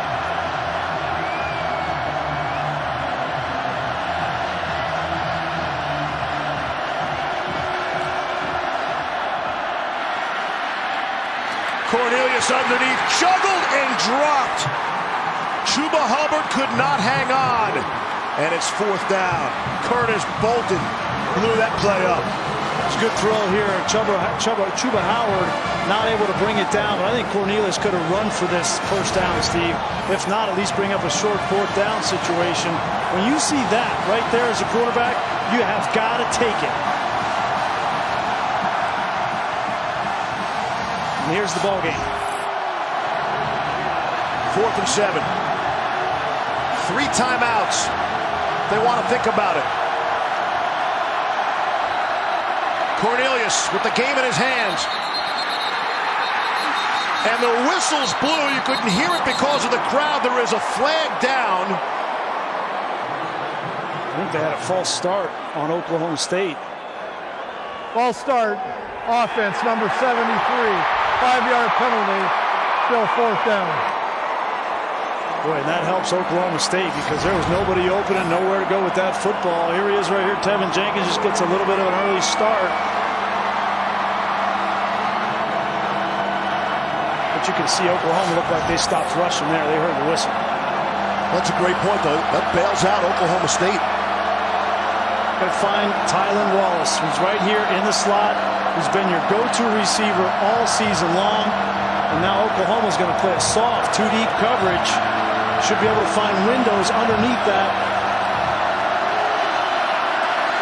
Rushing 3. Cornelius steps and fires, has a man, it's caught! It's Tylan Wallace indeed for the touchdown! And we are an extra point away from a tie football game. An extra point that Matt Ammendola missed on his previous try, with 63 seconds left in regulation. Wow, big time throw and catch. And when you have 4th down, take it to your best receiver. He's been there for you all season long. Great job. And now the question is, do you want to go for 2 a la West Virginia and Dana Holgorsen? I completely agree if Gundy decides to go for 2. 3 seconds on the play clock. Call the timeout, get the right play called, but your defense has been a sieve the entire game. And Todd, I don't know, you agree with this? I certainly do. Absolutely, and just, you got to remember too, what's the headspace of your kicker, Ammendola? Struggled all day, he struggled for a couple of weeks. I think you go for 2, and I don't think you think about it. And the holder too, Todd. The holder, Matt Hockett, was the one who didn't spin the ball and let the laces out. So both of those guys, although you'd like to think they could execute an extra point, you're not going to make a decision based on that. I think this is all about being aggressive. It's in Mike Gundy's DNA. He saw what Dana Holgorsen did a couple of weeks ago for West Virginia, and he's not going to hesitate. You could read Holgorsen's lips prior to that. Go win the game is what he said to West Virginia, and they did. There was a timeout, penalty flag, had to go and do it again, but Will Greer made it happen. And what are you going to do? You're going to put Tylan Wallace again, probably line him up on the outside. And if he gets a one-on-one opportunity with Trey Brown, which it looks like he might, here's Trey Brown and here's Tylan Wallace, why wouldn't you throw the ball up and give him a chance? Now the game wouldn't be over. Oklahoma still have plenty of time. 2 timeouts and 1:03 left. Here we go. Looking for the lead. Cornelius behind and knocked away. Trey Brown on the coverage. And the 2-point conversion fails.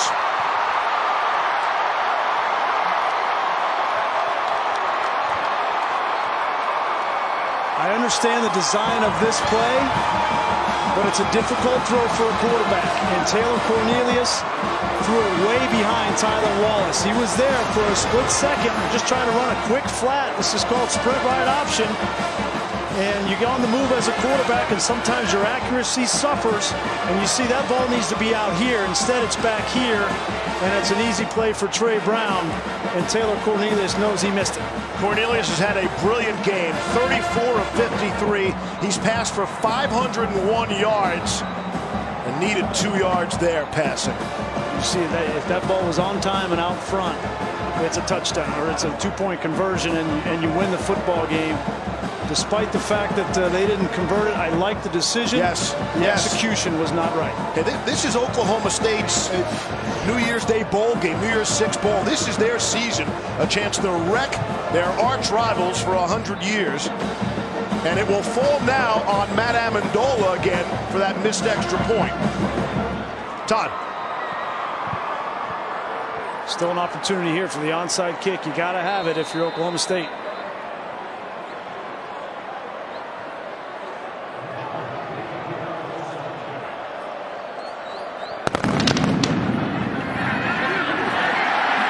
As the guns go off, Marquise Brown and the Good Hands team able to recover the onside kick. Now there's 63 seconds left. Oklahoma State still has all 3 timeouts.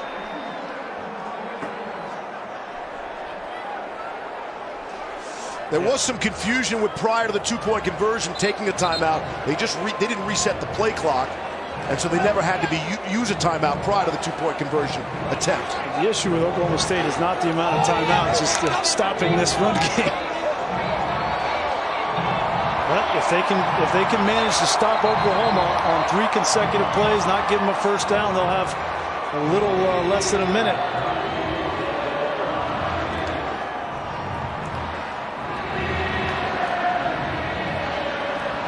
Flag here. Zeros on the play clock.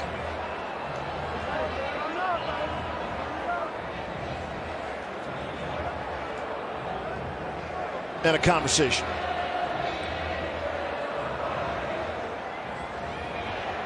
Delay a game, defense, 5-yard penalty, first down. Delay of game defense.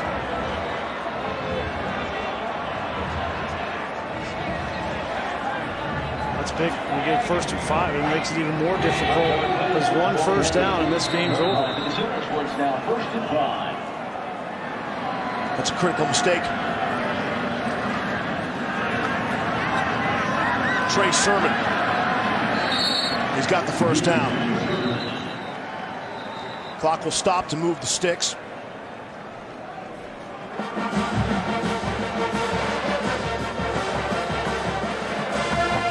Cowboys will spend a timeout there. Take a look at this week's college football rankings brought to you by PlayStation. How's the committee going to look at a 1-point win here by Oklahoma? Well, listen, a win is a win. This is a rivalry game. We knew it was going to be a tight game. I don't think that the committee, if we're looking at Oklahoma in particular, I don't think they're going to ding them for winning in this fashion. I think what they are going to look at is this Oklahoma defense. And when you compare it against, the other 1-loss teams that potentially could be there at the end, Michigan, Georgia, right? And if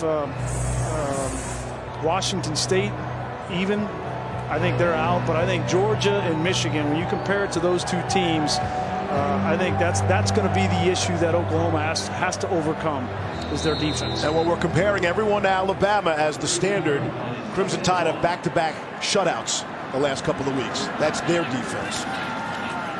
Here's Sermon. He'll be dragged down. Calvin Bundage and a timeout.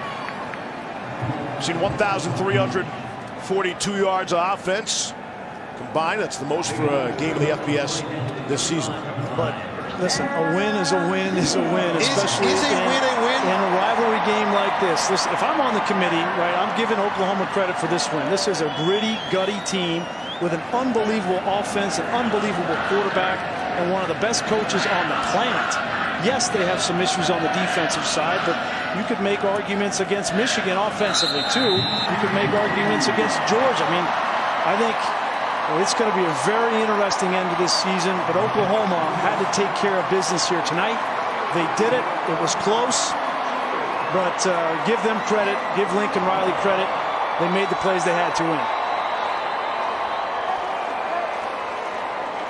Final seconds will tick down. Matt Ammendola, the missed extra point. We're at 48-47 with zeros on the clock. Give credit to Oklahoma State too. Mike Gundy with the guts to go for it in that situation. People will second guess that till the cows come home, but I thought it was the right decision. And give credit to Taylor Cornelius. Played a whale of a football game, just didn't come up at the end. 500 yards of passing. Down to the field, Tom McShay. Lincoln, you're not in a lot of these close ones. What'd you learn about your team tonight?